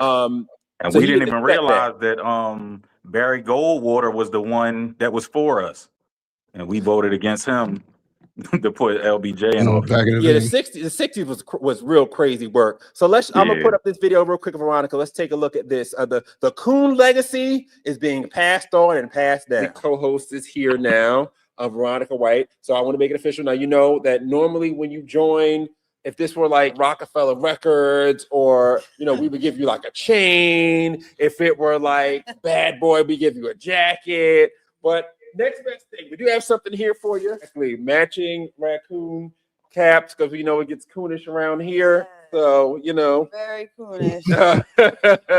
so now we have our matching caps because I mean, if you're going to be here on this show, Thank you. gotta be cooning. I mean, that's just the way that goes. Gotta be cooning. Any words for the people, Veronica, on being new co-host of the Benj Saturday panel? I'm just super excited and I'm ready to just share my thoughts and my opinions. And I'm grateful for this opportunity to be able to co-host on your show, Benji. So thank you. There we go. Coon Nation. We're passing the coonism on from one to another. Each one teach one. Teach the one. Coon flame. The Coon flame is going. I'm lighting my Coon flame, which lights DJ Green's Coon flame, who is now lighting Veronica White's Coon flame. And soon or later, we're going to have a million Coon march on Washington. And all the Coons are going to be there. All the black, conservative, free-minded people who are no longer bound by the boule and the bullshit that the divine nine is my sorrows are trying to put on everybody to make us all a bunch of victims. Fuck that shit. Fuck that. And I'm so glad. And as you guys saw, that was Fire on the Couch with me and Veronica. That was the last show on Saturday. I do that show every Saturday. Won't be doing it this Saturday because of my birthday. But we'll be back on that next Saturday, which I believe is like August the 2nd. We'll be on from every Saturday on then. And Fire, you know, you're always welcome to come. I got to look for, you know, my Philly folks. Fire is Philly based. I'm looking for more Philly people to talk to have on my panels. Obviously, I'm always looking for people to come up and do this show, Hood Conservative, whatever. We have Hood Conservative every Tuesday, which is Laverne Price's Hood Conservative. I'm the producer of her show. We do that show every Tuesday at 2. So this same type of talk, this same type of stuff with me, Laverne, and our other co-host, Trevian Cootie, who is a J6er. Trump actually pardoned her, so she has a lot of interesting perspectives always. So that's every Tuesday at 2, and then my show is every Saturday at noon. I do my live shows, just not this Saturday. And I told you guys I might pop up this week and do something extra, so that's why I'm here today for you guys Wednesday, because I feel bad because I won't be on Saturday, although I still might pop up. So if you are in the Philadelphia area, definitely, you know, hit me up in the DMs. I'm Benj Irby at everything, on everything, Benj Irby. Hit me up. You know, we can talk about when I can have you come be a part of the panel, because I'm always looking for new voices. You don't have to have 1 million followers. Just like, you know, you can have like 100. You know what I mean? Don't be a weirdo. You know what I mean? Have an Instagram, have something I can look you up and be like, okay, this is who you are. Right. Don't be fucking crazy, obviously, especially if I'm going to have you in my studio for an in-person. But if you are in Philly, in the Philadelphia area, or will be in Philadelphia on a Saturday morning around 11 a.m., you know, definitely let me know. If you have a perspective, we can talk about it. Send me your social media. I definitely want new ideas, new people, you know, black, white, liberal, conservative, young, old, don't really care. I just want new and open perspectives. So, Fab, what you got for the people before we close out here? How can they find you and look for you? Fab Brown on Facebook and YouTube, just F.A. Brown. And newly to Instagram, thanks to Ben, Fa_Brown34. That's FA_Brown 34. Yes, make sure to on follow. Instagram. And again, unlike me, I brand on everything. All y'all with y'all different things for this, that. No, fuck that. I'm Benj on everything. So I'm very easy to find. So if you want to find these guys, you can find me. There will be clips of this as I get to them. You know, my life busy. I work too. This is no grift. I work a regular job like normal people. So I have to find time in which to put these clips out there. There will be clips out within the next week. I still have more clips of Fa to put out from the show Saturday. I got 2-3 shows worth of clips in that I'm like, you got a lot of editing to do. Yeah, this is 15, so I'm still putting out clips from 12. I got clips putting out clips from 12, 13, 14, and now this lucky number 15. So there will be more clips out, so they'll be tagged in them. Just make sure to follow them and keep this going. Keep this going, because I wish nothing but the best for these guys, for anybody that's in the Black conservative space or just conservative space period, or just in the content media space. It's a hard job out here. It's difficult. For me, this is not my job. I don't get paid a dime for this shit. I lose money doing this shit, if anything. So I just do it because I'm passionate about it, and I'm just tired of seeing Black folks and American folks in general be caught behind these racial and just these ridiculous psyops. I want the Black, the white Americans to come together against the frauds in our government, as there are many of them. And I want us to come together for a better future and put America and Americans first. That's what my goal is always, more than a political party or whatever. I happen to be on the right. I happen to use the Republican Party as my vessel for that, because it's just more a viable vessel for Black people right now. I'm sorry, Democrats take Black folks for granted. We're just 90% Black. I will say about the right, at least they're willing to listen to Black folks, because there's so little of us and they want us so bad. Go where you want it. Don't go where you're tolerated. Go where you're appreciated. You know what I mean? Don't go where because there's a million of us. We're dime dozen on the Democrat side. We're nobody to them at this point. They about the illegals. They give us our little Black district and our little Obama, and he come out and say, "Keep your niggas in line." Oh, Black Trump is back, and that's all we get. You know what I mean? That shit is whack. I want the wealth. I want the money. I want the bag the illegals are getting. If I'm gonna be a Democrat, run me the bag. Run me the illegals bag. That's the bag I want. Don't put me aside like I ain't shit. You know what I'm saying? I don't just want, just a Black district and talk and all this other dumb shit. No, fuck that. Run me the bag. And they're not, at this point, they ain't running us the bag. So we got to get the bag on our own. Exactly. Bro, the insulting of the intelligence is my biggest pet peeve with the left, bro. It's just like, and so many of us just eat it up. It's like, yo, you don't see what's going on. Yeah, they like, don't respect themselves. Yeah, it's like just the insulting of the intelligence. The whole going back to slate. Y'all gonna be next if y'all let them put the illegals out. That's in and they y'all literally say that, taking up y'all resources. They gonna enslave y'all next. Oh damn, they right.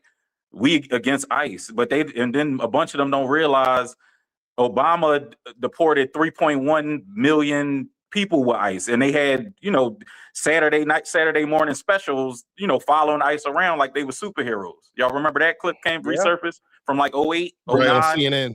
Yeah, right. And they was the heroes. Yeah, say hello to your local Iceman.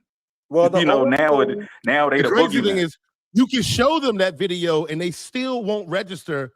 Exactly. Well, hold on. If Obama was cool with it, why am I mad at it now? Like, that's how dumb these niggas are. And bro, Trump only had 400,000 in his total time in office, but he's worse than the guy that deported 3.1 million. How? With the same organization. And the old school Democrats, even the Black Democrats, even Maxine Waters back in the day. But I definitely remember a speech from Barbara Jordan, who was a old school Black Democrat, who said that illegal immigration is terrible for Black people. They would come out and say this in open Congress. Like this was known because it's common fucking sense. I say all the time, look, okay, if we have a pizza and it's 8 slices and 8 people, adding 4 extra niggas to the table is not creating more pizza. It's less pizza for the 8 that were already there. Why would you do that? Right. But we do it. Analogy. We do it and we believe it because we think, well, the Democrats and the Boule make us think that, well, these illegals coming in, they're going to help us in our fight against Trump or against Republicans. But the fight against Republicans is not Black folks' fight. That's Democrats' fight. Trump is Maxine Waters and Democrats' problem. Trump is not your problem. You, as a citizen, should be using Democrat versus Republican, just like how kids use their mother versus the father against each other to get what they want. That's what we're supposed to do. That's what that's what I want for us as citizens. I don't say that you got to be, I don't want all black people to be Republicans. No, I want it to be more split. I want it to be where it's not a curse word for a black person to vote for somebody on the right. That's what I want. I don't want the same, I don't want a repeat of the same, I don't want an inverse of the same problem we have now. Because that's why we don't have political power. We don't have any leverage because we're all on one side to the point where now the Republicans, they can win elections without us. Think about it. Trump won with only 8% of the black vote. Yep. What does that say? More than that. I voted like 12, I believe it was like 12, 15, whatever it is. Yeah, I think 8 was just it's 8 of the women. The women with black women was 8 because they was the 92%. He got like 20, almost 20% of black men. So and he got 34% in Texas. So okay, so Trump won with less than 20%. Yeah. 15% of black people. So what that says is that doesn't say that we need to vote for Kamala Harris. No, what that says is that we're politically irrelevant. If a political party can win with that little bit of you, then what is that saying? That's saying that your vote no longer matters and you're outnumbered. That's what but here's the thing. Our vote don't matter to Republicans. It matters completely to Democrats. The Democrats can't win without our votes. I say no, our vote, I would say no, our vote does matter to Republicans, but our vote on a mass scale does not matter. But the votes that they do get are strategic. Because I remember I was having a meeting with Brad Parscale in 2020 when he was Trump's campaign manager in Trump Tower. This is in February. It was actually, I can remember the day. It was whatever the day the Black History thing at the White House was. It was that day because I couldn't go because I had a meeting with Brad Parscale. And I was telling Brad Parscale, and I warned them before 2020's election. I said, look, y'all got to shore y'all thing up with the black folks. Because I said, look, in the black community, whatever black, because I've never been a member of Black to Trump or whatever. I said, whatever Black to Trump is doing, it ain't enough. Because me in the Bronx, in these streets, because I was living in the Bronx at the time, came down to Trump Tower for the meeting. And I said, look, me in the Bronx in these streets, you ask your average black person, this was back in 2020, whether Trump is racist, they're going to say yes. Trump's in the office for 3 years. If this narrative has not been changed in 3 years, something is not clicking. Something's not connecting. Y'all need, and my argument to them at the Trump people at the time, to Laura Trump and to Brad Parscale, was y'all have to have a better public relations with black people. I told Laura Trump, you got to go on Breakfast Club. She didn't want to go. She was actually scared to go at that time. She went now before 2020 and look at Trump won. I told her to do that years before that. Go on the Breakfast Club. This is what black people are watching. They need to see somebody from the Trump orbit there to represent, because if they're saying that Trump is racist and there's nobody from the Trump orbit to push back, then what do you expect black people to believe? They're going to believe what they're told. And you're not saying any different. They're not going to watch Fox. So you got to go to where black folks are. That's my message. And Brad Parscale said to me in my face, he said, we are not worried about the whole of the black vote. We are worried about black voters in 5 different metropolitan areas, which I believe, if my memory serves me, it was Philadelphia, Miami, Detroit, and then like 2 other places. Basically, swing states, right? Huh? Probably swing states. Yeah, these are right. All These are they want, and my argument to him was, I understand that. I understand that the raw black number is not going to help because black, people in the blue districts are not going to turn. It won't be enough of a turnover. I understand. I said, but what you need to understand is the bigger picture. My argument to him in the black outreach, I said, it's worth it because you're not just reaching out for black votes. You're also reaching out for black votes and the people who love them. So if you are considered a racist, that white squishy, suburban mom in a swing state is not going to vote for and go to her Lululemon, spinning class and tell her friends that she's voting for a racist. I said, that's why it makes sense. Because it's not just the specific black votes, but it branches out. And the Democrats understand that. That's how they're able to say that we are the party of the non-racist, and that party is racist because of the number of people that vote for them. It's the overwhelming amount of black people that vote for the Democrats that give Democrats the strength. And really, we are the reason, even if not in our raw numbers, why the Democrats win anything at this point. Because what is their major attack? It's always, he's a Nazi, he's a racist, he's a this, he's a that. And they only can do that because of the support of black people. And my question to black people is, what do we get as a collective for that said support? We get nothing, but we don't even know our own worth. We're so busy talking about how we're beneath white people, white supremacy. You're the reason why Democrats win. Democrats are nothing without black people. That's why I say that if black people were to really hold that political gun to their head and say Trump. That's why they go so hard against black people, creating that enmity between blacks and Trump, because Trump is the only thing that they are scared. They are scared to death of Trump. Do not let them fool you. Trump is the only thing that came and whooped their ass twice with Kamala and Hillary. They are scared to death of Trump. They are scared to death of black people latching on to and using Trump to their benefit. Because if we can go to them and seriously be like, if you don't do X, Y, Z, you vote for Trump, we'll get whatever the fuck we want.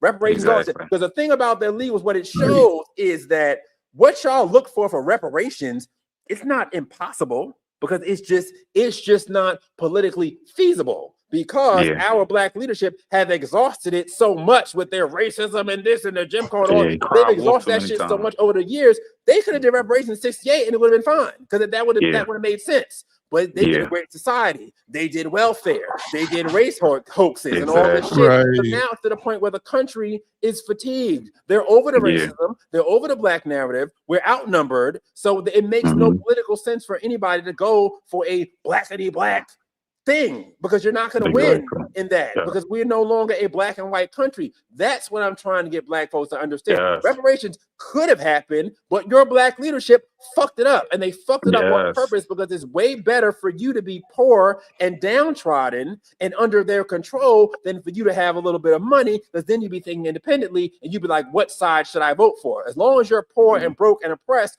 you're going to always vote Democrat, because the enemy is the Republicans. They want you in that box.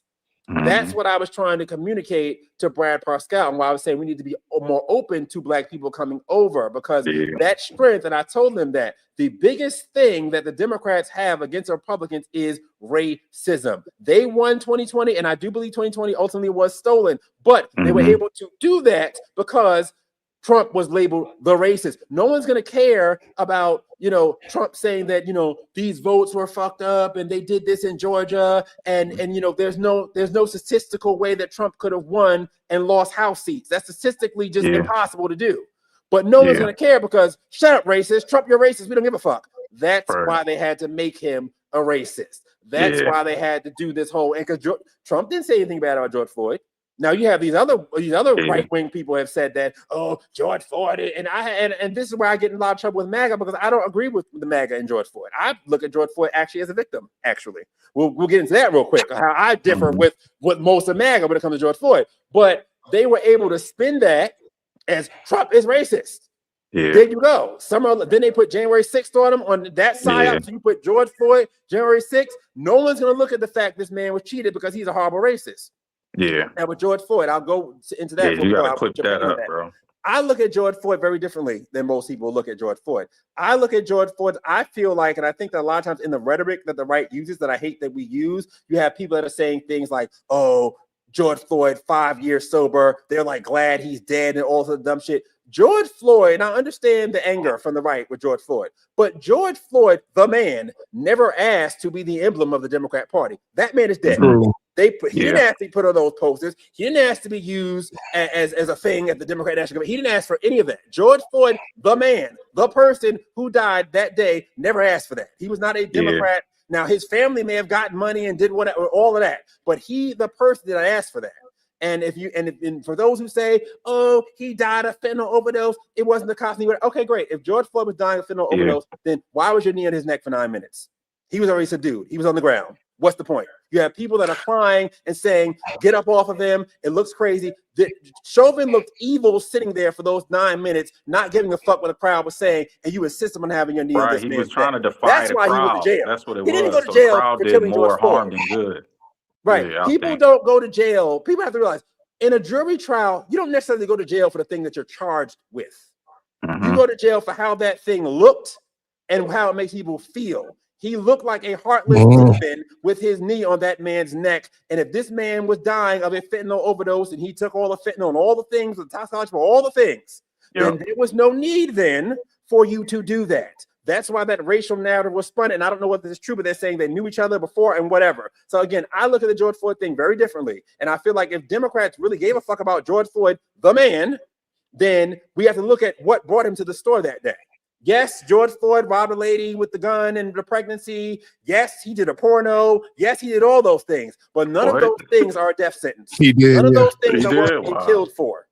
So his crime that day was passing forth a counterfeit $20 bill. But let's think about it. Why would a 46-year-old black man, able-bodied man in America, be that poor that he has to pass a $20 bill? Where are the jobs in this country? That is the industrial Midwest. Why was there not a job? Hold on. I gotta Why are we getting all these too, jobs? bro. It's such a big systemic problem before we even get to a George Floyd. Whereas if the Democrats really cared about George Floyd, then you would not be importing millions of low-skilled illegal workers to come in to take jobs from people like George Floyd. Because had George Floyd been gainfully employed somewhere, he would have been in that store passing a 20. He probably would have been on drugs. Where do the drugs come from? It comes from poverty. It comes from people being hopeless. I can't be nothing. I'll never be anything. You know, the wokey black, whatever, white supremacy, depression. Then you end up on drugs. And then you end up strung out. And it's a whole story. But if you cared about George Floyd, then, and Kilburn says he's not agree with me on George Floyd's stance, you don't have to agree. That's fine. I'm not here to make anybody agree with me. That's just how I feel. So I told you, I have people on both sides disagree with me, and that's fine. That's why I love being rogue. I'm independent. I'm me. But if you cared about George Floyd, the man, and didn't want to use him as a political pawn, then you would be crafting policies so that black men and men in this country, period, don't end up in that position so they wouldn't be in a store passing a $20 bill. Bro, you know how many people got rich off the George Floyd thing, though? Yeah. Like billions of dollars been passed over, or hundreds of millions, I would say. Yeah, BLM raised. Did you see Candace Owens, Doc? I didn't see the Candace Owens doc. I didn't see it, but yeah, you should check it out. But I know there's a scam and a fraud, and from what I understand, George Floyd Square still looks crazy and the same. So all of this, no changes have been made to stop a new George Floyd. That's what I'm saying. Because I would let's look at the life of this man and what led him to the store that morning. A lot of things went wrong. And there's a lot of things that could have been done if we cared about people in his position, but they don't care. They care about the narrative. They cared about, we're going to take this, blow this up because we got to beat Trump. Because Trump was on the way to being reelected until that happened. So between COVID, the George Floyd, the January 6th, we have to stop him. And that's what I'm saying about black folks. Trump is our secret freaking weapon. If they had any inkling that's why to be black, you have to pledge to be against Trump in order to be black and to be accepted in black circles, because that's who they're most afraid of. If black folks use a political gun and put that in a Democrat's head and said, if you don't do X, Y, Z, we voting for Trump. Oh, we would have everything we want in a paper bag, sealed as a gift. We would have it on a silver. You know who tried that and they turned against him for saying it? Y'all remember? Ice Cube. Stephen. Did he? He said, hold your vote. And he said, yo, make them earn our vote, this, that, and the third. They trashed him. Breakfast Club, all of them. They said, what you talking about? No, we got to get Trump out of here. That was every time Trump, all three times Trump ran, it was never what the Democrat candidate could do for us or the party. It was, no, we just got to get him out of here. It don't matter. Because the narrative, forget asking for stuff, y'all. We got to just get him out of here. The narrative always is a Democrat win is a win for black people. That's the side. So when they win, and niggas believe that in their heart. They believe with nothing, man. Yeah, they ain't got to do nothing. They scared us so much about the opposite side that all we got is a win that the Republicans are not empowered. That's why even with the quote unquote black districts, they want us in them black districts. That's the win. Now we didn't say that our black districts are filled with poverty, crime, the schools suck, we got illegals taking over everything, but you got your black district, and it's led by a white dude. The white dude led that district since 2008. The one that went to the house and ate chicken on the house floor to relate to black folks. Come on, man. Cohen. That too. I mean, same thing in Virginia. You got Obama doing robocalls to the white lady over the black lady. So it ain't about 6 color. months after he told us vote for the black lady just because she's the black lady. It ain't about color. It's about the Democrat Party. It's about a party. Their wins, whether it be a white person winning over a black person, their wins are supposed to be seen as ours. That's the psyop that's being put on black people. And I'm not saying that never vote Democrat. I'm not saying you got to love Trump and everything he do, because I surely don't. And I surely don't support Trump, and I surely don't support a lot of what his administration is doing. I support Trump when Trump does the right thing, when Trump is closing that border. But when it comes down to war, no, I don't support him on that. And I can still love him and think he's great. I think Trump is great. I think he's funny. Funniest president we ever had. Love watching the guy. He's freaking hilarious. I genuinely liked the guy as like a person, as much as I could like a person I don't know. But do I have to 100% agree with him all the time and worship and bow and praise him? No, he's wrong. I would say he's wrong. He don't pay my bills. Right. You know, And you know what I'm saying? Who were you I'm speaking a to? You citizen. said the lady you was telling about the you know, change the narrative with the black people and go on a Breakfast Club and stuff. Who was that again? Laura Trump. Laura, right? But His that was daughter great Laura. advice by you. And then if we revisit this election cycle, I mean, she every took it. Republican, she went on there. Every Republican that went on the Breakfast Club demolished the Breakfast Club. All of them. Yeah. Laura did. Vivek Ramaswamy, Larry Elder, everybody that went on the Byron Donald. Took my advice. What's my boy? Yeah, Byron Donald went on there. He embarrassed everybody. He probably did the best job. Him and I say Vivek. They did the best took two my jobs advice. on there. I told her, and initially in 2020, she was scared. You have to understand, the first Trump administration, they were very scared about everything. They were scared of racial headlines. They were scared of making the wrong step, doing the wrong thing, because it would be literally, you know, in headlines for weeks and weeks and weeks and weeks and weeks. So they would try to do everything the careful way. But I think after Trump got screwed, it was like all hands on deck. We don't give a fuck no more. So when she actually took the advice that I gave her and went on Breakfast Club, you see Trump won. Not only did he win, he won the swing states and all that, popular, all that. I told her to do that back in 2019. Yeah, it Girl, worked this time. go on the I'm Breakfast glad they Club. listened to What you. are you afraid of? Yeah. I said, I'll go with you. Charlamagne ain't nobody. Yeah. Who is Right. Charlamagne? Remember, Byron Donald went viral on there because he embarrassed Angela Rye. And then remember the greatest of them all. Remember Larry Elder embarrassed Charlamagne. There you go. And that's still viral to this day. So that's what I'm saying. All of them went on there and did they. And I'm missing some names. Everybody did their thing when they went up there, and they made them look stupid. Ultimately, your average black person goes along to get along. They'd rather have another way. We see it's bullshit, but it's like you're not giving us an alternate option. Yeah. And I said the pressure to be called coon is very great. It's a lot of pressure. I get it. Everybody can't do this. Everybody can't be this. I get it. Everybody can't. But I get a lot of incoming. I don't give a fuck, but everybody's not built like me. People inbox me and tell me I'm not built like you. I said that on your show, bro. I said that on Saturday. Yeah, I get a lot of love in my. I'll get 20 hate comments, but I'll get 5 messages in my DM like, bro, you that's a great point, but I don't want to get in the mud with them, man. I ain't built like that. I don't want to hear them coming back at me. I'm like, whatever, it's cool. I appreciate that. Your point, DJ. Remember you were saying earlier. So you were saying earlier if you change, you were saying you can't do that. Right. Yeah, remember DJ, you were saying earlier about just getting the message out there, this, that, and the third. Bro, I don't care if I get 90% hate.